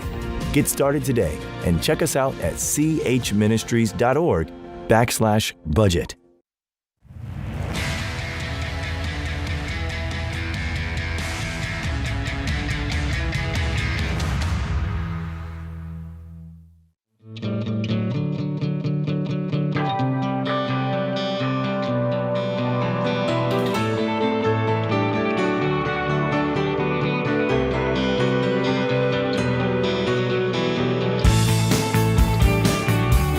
Oftentimes people go years overpaying on insurance without even realizing it. That's why we recommend checking up on your coverage with one of our endorsed local providers, or ELP agents. ELPs are independent insurance agents. They're not like captive agents from the insurance company you currently use who can only offer you one quote from that company. Independent agents have the freedom to shop around at multiple companies to get you the best deal. And you know what? Most people who work with an ELP insurance agent save around $700 a year. That's $700 you were just giving away to an insurance company before you got better, more affordable coverage. It's free to have our agent shop around for you, so you've got nothing to lose here. Nothing to lose. It's free. Text insurance to 33789. Insurance, text it to 33789. All right, let's go to Tommy in Ventura, California. Tommy, what's up, man? How we doing? Hey, Rachel and John. Thanks for taking my call. You got it, brother. What's going on? John, I'm a huge fan of yours, and when you step down off that wagon, I'm team gummy candy all the way with you. Hey, listen, I am in partnership with a Navy SEAL right now, and I have to text him every day how many days I am sober from sugar. Otherwise, I've got a hard workout. It's hard right now, man. There are some things. Yeah, you're going to get me all thinking about gummy candy, man. You're going to get me all screwed up, Tommy. So what's up, brother? So I'm 29 years old, and I own a wedding venue with my wife. A few years ago, we got hit by the wildfires, and we were forced to shut down until we rebuild. We're finishing up our permits right now, and we should be open next year. And through our downtime, we revamped our business plan to being solely focused on the venue to kind of being all-inclusive to include the venue, rentals, food, all the way down to wedding planning. So we have a friend who is a part-time wedding planner. In the past, she has been vocal and clear that she wants to work for us one day. In the past, we were open to it, but we know now that we're not going to employ her because she doesn't have the experience we want. And in the past, we've been burned from hiring friends, so we've just made a rule that we're not going to hire friends, but we'll recommend them. We have not told her our plans for expansion, but we feel we should let her know what's happening in us hiring full-time planners and not hear it through the grapevine. We want to be kind and compassionate to her, but also preserve the friendship. We know it's not going to be an easy conversation and that there will be hurt feelings, but we want to still have that friendship, and we want to go about it in a wise way. I want to see what you guys had to say. Man, who are you, dude? Every time already pretty cool. I think the internets make me just sad about the future.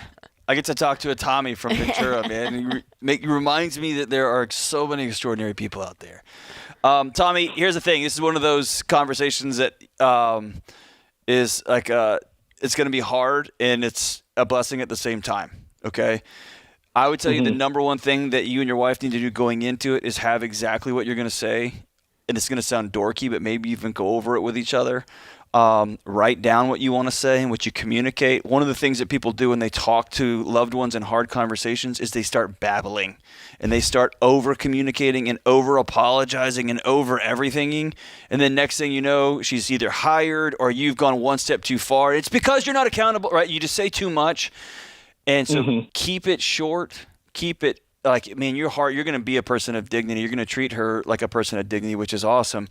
The second thing I would do is really go into it with an open heart, knowing you can't hold the outcome here.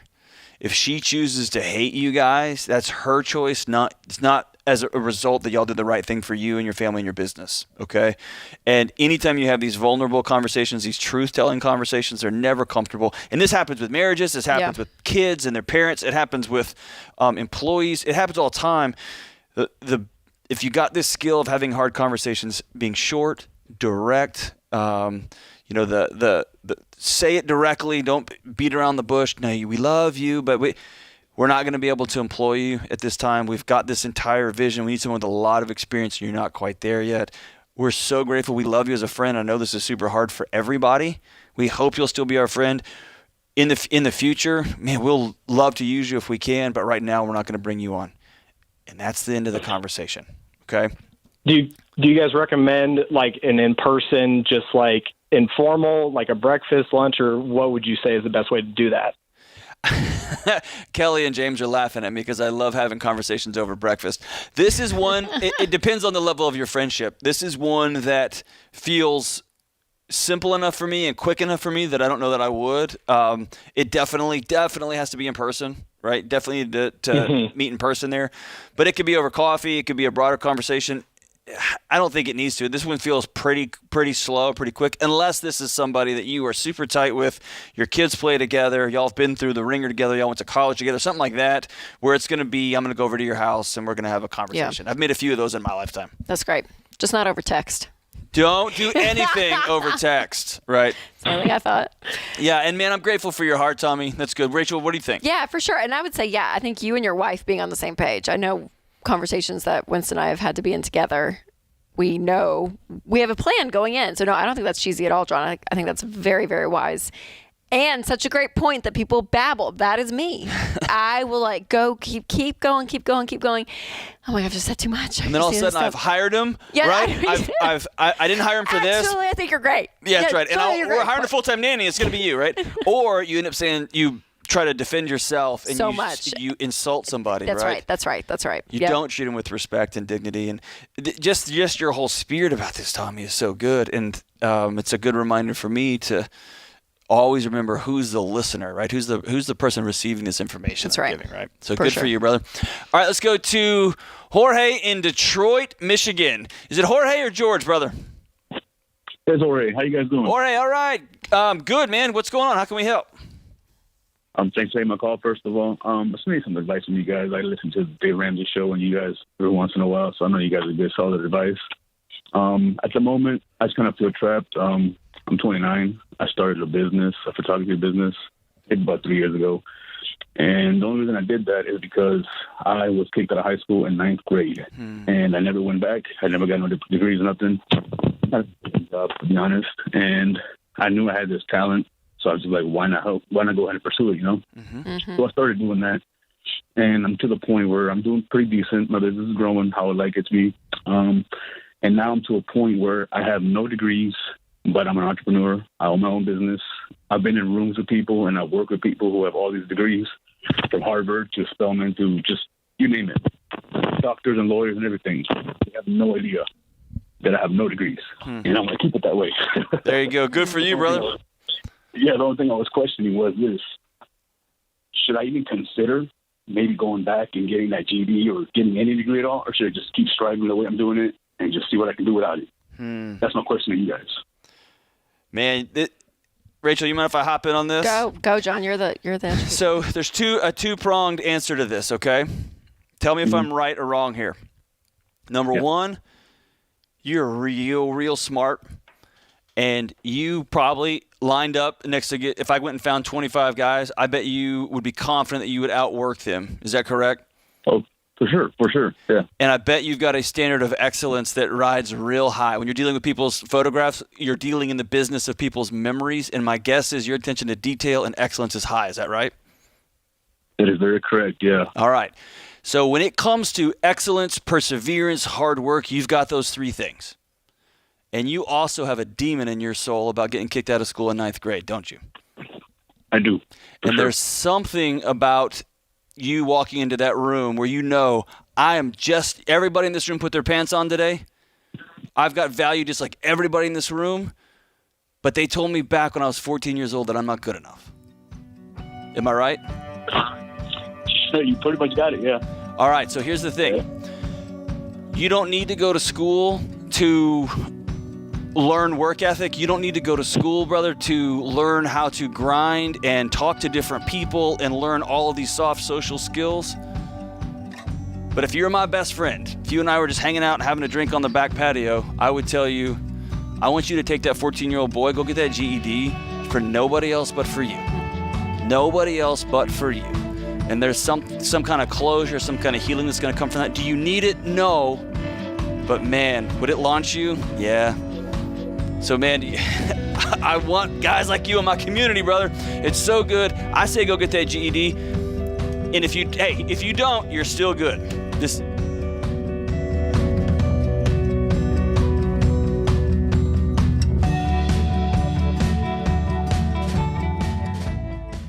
What makes our show unique is that we genuinely care about our listeners. We're intentional about choosing the best advertisers to recommend.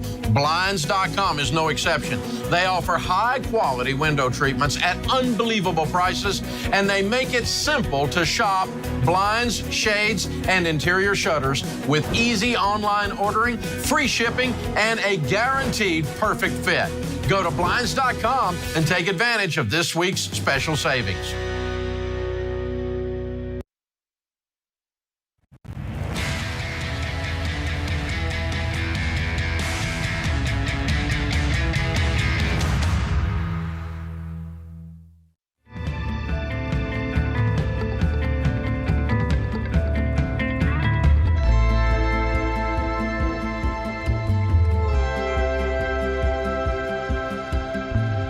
This is the Ramsey Show. I'm John Deloney with my good friend Rachel Cruz, and we're taking your calls on money, relationships, and life. 888-825-5225.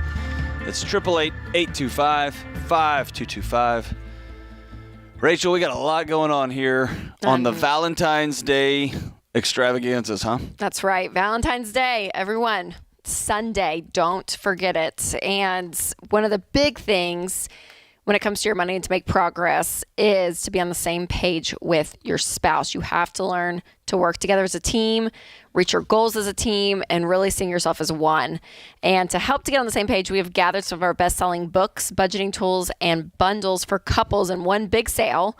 And you can save up to 83% on gifts that's going to help you reach your financial goals. So this is the last week for this sale. Do not miss it. And don't miss, again, our Money Marriage live stream, which is happening tonight. You can still get tickets. It's myself, Rachel Cruz, and Dr. John Zaloni will walk you through how to have a fun date night and have great conversations when it comes to your money. So you can visit daveramsey.com/store to get your live stream tickets and the Valentine's Day's gifts to help you build a bright future with your spouse. And that sale ends February 14th, so Sunday.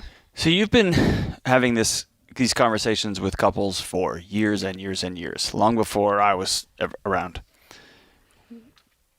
Why is it so hard for couples to come together around their money?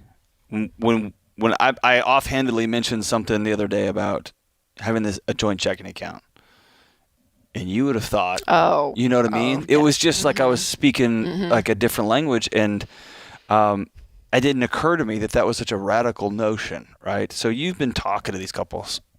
Why is that so hard for people to come together?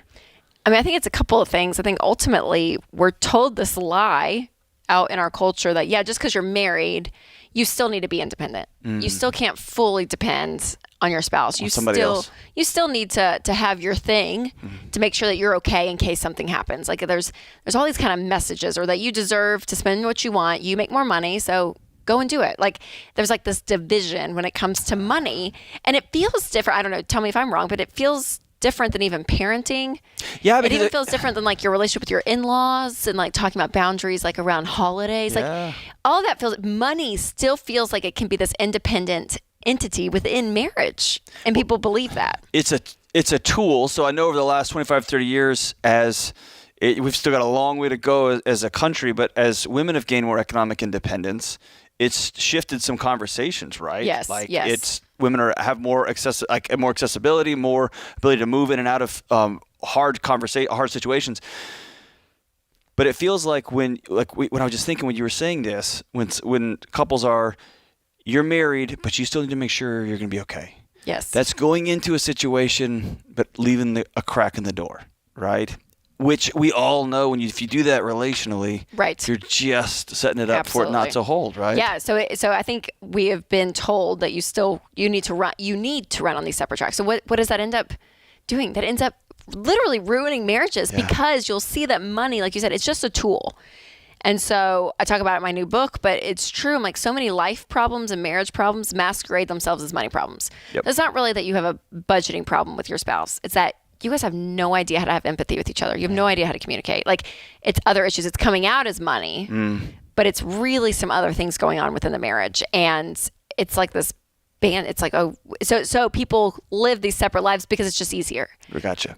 Like, oh yeah, it's just easier if he has his and I have mine. And we will go 10 years just quote unquote not avoiding that big hard conversation because it's quote unquote easier, right? And then you end up your wreck's coming either way, right? Right. You're going to have a conversation at some point. That's right. So the avoidance of it, people think that they're doing a great job. And I'm like, no. And so that's hard too. I think people are just opposites. So like Winston and I, we, from the beginning, because we got married so young, we have quote unquote, been one when it comes to our money. We budget together, all that. But still to this day, we just had this conversation, it was 2 mornings ago, about a big purchase I want to make. And I'm like, oh, okay, we have the money. Like, can we just do it? And he's like, I just don't know if I can swallow the price tag, babe. He's like, because it's an experience. So it goes away after we do it. And he's like, how many more things could we buy? Like, we're just opposite in how we want to even use money at times, right? Okay. And it takes it's a give and take of me hearing and understanding that, him hearing and understanding me, getting out of the place of neediness that I have in the purchase, his fear and what that really is, right? So there's like all these root issues. And when you can get to that and have a good conversation, then you can say, hey, we are different, but we love each other well and serve each other well. And there may be a give and take on certain months, but we make it work. So tell me if this analogy works. I had somebody or several people reach out and say, I would never have a joint checking account again. I'm never going to be unified in money because one time I got hurt real bad, right? Somebody, my previous girlfriend, a previous spouse took advantage of me. I'm never doing it again. Previous boyfriend took off with everything I have. I'm never doing it again. It's always going to be separate tracks from here on out. And the analogy that went into my head is sometimes I've gone to a store and bought an appliance and I took it home and plugged it in and it worked for like a month, and then it broke. Does that mean I should never have a refrigerator again, right? It doesn't. It just means that I got to go through a hard process to get that whole thing out, box it back up, take it all the way back, get my money back. It doesn't mean that it's broken just because you got hurt one time. That's right. You got to grieve it and feel it. And what makes me sad, too, is those people that make those absolute statements in their minds, they go into another relationship. They're setting themselves. I didn't think of that. And that other person now is having to reap the terrible results of something that they didn't have anything to do with. So they're absolutes. Their attempt to protect themselves is guaranteeing the next relationship isn't going to be successful. Yes. And that they're having, and that poor other spouse or significant other is paying the price for someone they didn't even know. Yeah. And they're like, no. And then that, and instead of saying, hey, I'm going to be vulnerable and this is going to be hard and scary. And I got burned bad. Yes, but I'm going to allow myself to open up because that's going to show trust. Yeah. Right? Within the marriage. I don't know. You're the psychologist. Well, if you take the word vulnerability, a synonym for it is exposed, right? Yes. You are putting yourself in a position that somebody could hurt you. That's right. That is unfortunately, the only way you can truly be loved is to offer yourself up that way. Yep. And if two people offer themselves up that way, then you can come together. If you hedge your bets in a relationship, man. So that's great wisdom. I appreciate that. I've been caught off guard by it, and I love. Isn't it funny? That's like the one thing. If I post on social media, I can say, cut up your credit cards. I hate student loans. Like I can throw out these things. But if I say, join your checking accounts, you would think come out, right? I ran over someone's dog. Yeah. And I meant to and was like, ha ha, here I am in my car being this terrible person. Oh, people get opinionated. But I can hear that it's scary, right? That's right. If you've been hurt, if you got no model for it. That's right. But I want people to get beneath that and say, man, if you're going to be with somebody, if you're going to pledge, I'm going to be with you forever, that means you are all in. All cards on the table. Yeah, you're not joining your checking account with some dude you met at the bar. Right. You're doing it with with the person you're married to that you're committed to for life. Go all in. You go into that marriage ceremony and say, we are doing this for life. That's what marriage is. When you go all in, you could lose, right? But that's a risk. That's the beauty of it. I love it. All right, let's go to Andrew in Toronto. Andrew, what's going on, man? Hey, guys. How are you? Thank you for taking my call. It's awesome. You bet, man. What's up? So my question is that my fiance and I, we sat down, we spoke about baby steps. We have just entered baby step number 2. Very excited to, get the snowball debt rolling. But then now it just hit me that we have a wedding to now prepare for, save for. I kind of got to like a roadblock. Like, what would be this? What would the steps be? Do we stop with the baby step number 2, save for the wedding, somehow do both? Just kind of want to get your guys' take. So let's do this. Lucky for you, Andrew, we have a marriage and planning expert in Rachel Cruz right here, and also a baby step expert, all in one human being. After the break, we'll come back, and then we will pick up from there. You are listening to The Ramsey Show.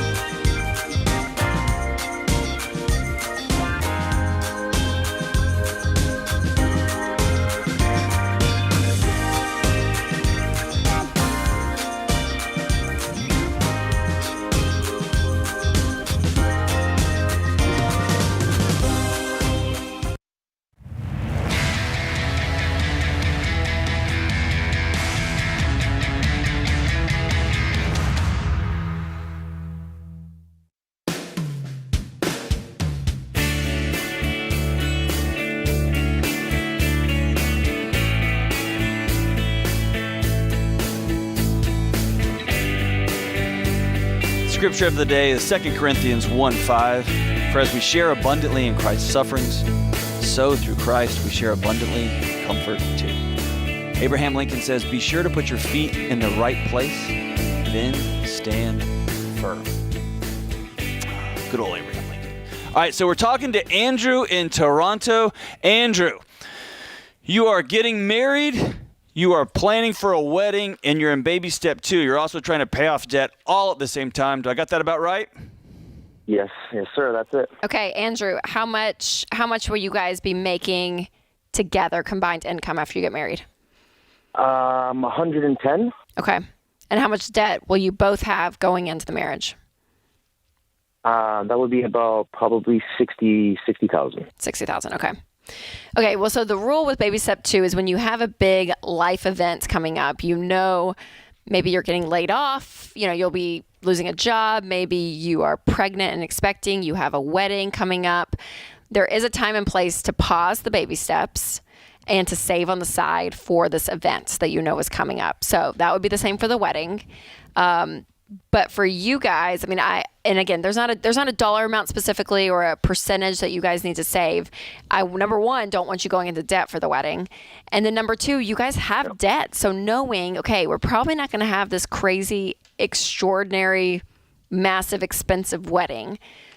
We're going to do it as well and as much as we can love it and it be inexpensive and being aware of the cost, all of that. Because what that's going to do is what you spend on the wedding and then what you don't spend on the wedding is going to affect how fast you guys pay off this debt. So, focusing, yes, I would pause baby step 2 to answer your question, save up a little bit for the wedding, making sure that that's covered. And then you can press play on baby step 2 once you have that amount of money or after you guys get married. But and John, you can speak to this more and more, but I'm like, the wedding is wonderful, right? And it's especially the woman in the relationship you love. It's what you dream about. It's your wedding day.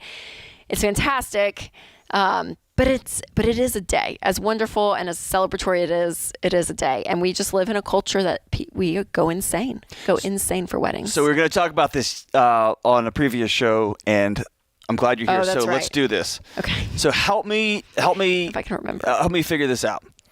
Number one, I think that we as a culture have stripped out all traditions, all ceremony, all pageantry, and I think that's to our detriment.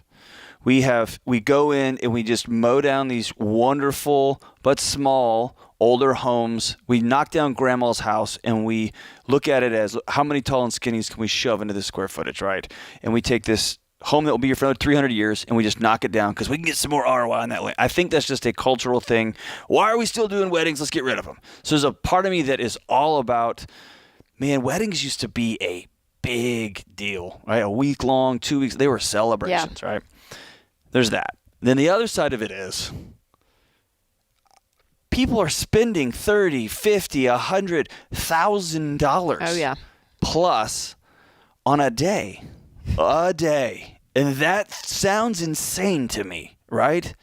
My wedding was so great, so fun, and I know it wasn't that, right? So walk me through that balance between the importance of the day versus, man, we've kind of lost our mind a little bit on the circus and the ceremony of it all. Yeah. I feel like I'm talking on both sides of my mouth, right? But no, it's true. But it's true. It's a balance. And I think that that's the key. And I think knowing your motivation on why you want the kind of wedding you want is important. Okay. Right? Like I want the most beautiful centerpiece. I want all of this because I want the great pictures. I want people to see it. I want people to be impressed. Like, what's your motivation to have these things or for it to look a certain way? And I bet if you stripped it down to say, okay, let's just say nobody sees the wedding, but you and your fiance, probably gonna do a little bit less. What would it look like? So you know many more brides than I do. You hang out with them, right? Let me say it this way. I hang out with that sounded weird. All the brides. I hang out with them. You've had more conversations about wedding in your lifetime than I have. How about that? How much of a ceremony, how much of the extravagance of a wedding is so that we can have those pictures? Probably a significant part. Yeah. And I think people, because this is how I feel even 11 years after marriage, you want people to have fun. You want people to come to your wedding and be like, that was a fun wedding. And that's how I am. I love that idea. Yeah. Like, man, that was a fun, great wedding. So like that would be the pressure I'd put on myself today. But yeah, your pictures, I mean, whether it's the albums or what you put online now, like all of that. I mean, yeah. I mean, I feel like that's a big part of it. So I don't have a solution. I like the conversation because I feel like I'm knowing your heart, your motivation on why. What's your why? And do you have the money? And then here's the other, talking on both sides of our mouths.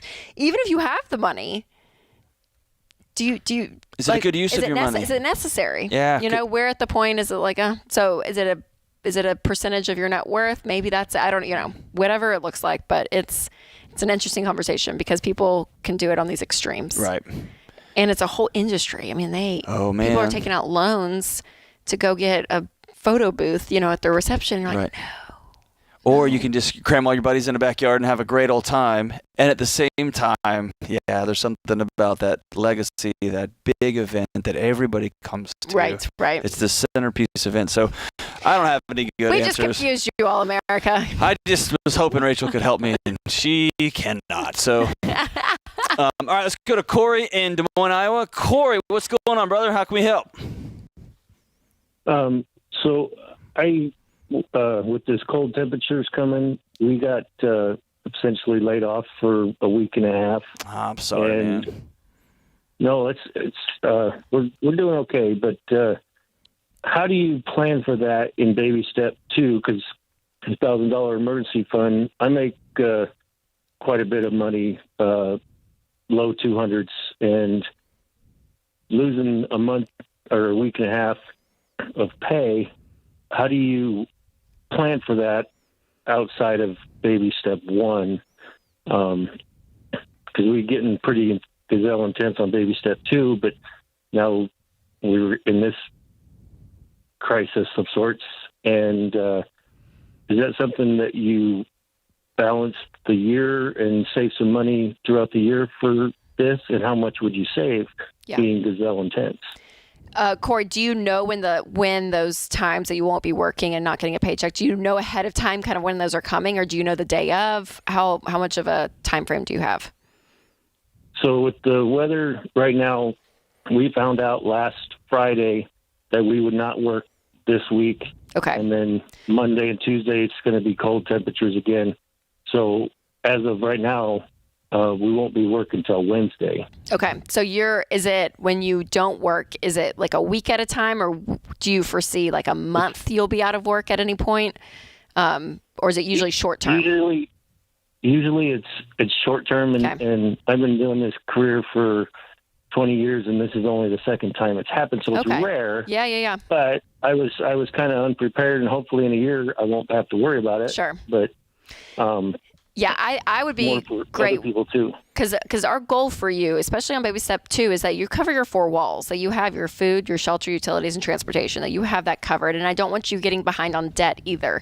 And so there's a level of your standard of living that you have, having a budget, knowing, okay, these are the bills that we absolutely have to pay. And I'm not talking about clothing or miscellaneous or out to eat. Like, these are the things that absolutely have to be paid. And if you know, okay, I'm not going to have enough time to save for those things because I get a day or 2 days notice, I would be okay with you setting some money aside, knowing that I'm in an industry that I won't get a paycheck for a week, and knowing that that is a reality. That's okay, Corey, to do and to plan for that. Now, that's not to say, if you have a salary job out there as an accountant, that's not me saying that, okay, you need to save more than $1,000 on baby step 1, because you have a predictable income. But when you are in an industry, like you said, Corey, that there's a chance you won't have the money, and that $1,000 will not cover your bills. Putting some aside is okay. Corey, how long have y'all been? You know what? Keep it going. We just got ran up against the clock, so hey, we want to encourage you in your debt-free journey. I want to thank James Childs and Kelly Daniel for their superior production of today's show. Thank Bobby, the engineer. Rachel, you got a future in this if you'll keep working hard. It's going to be great, John. Excited about tonight, Money and Marriage. We'll see you at the Money Marriage event, DaveRamsey.com to get your tickets. Thank you for joining us. Be kind to one another. This has been The Ramsey Show.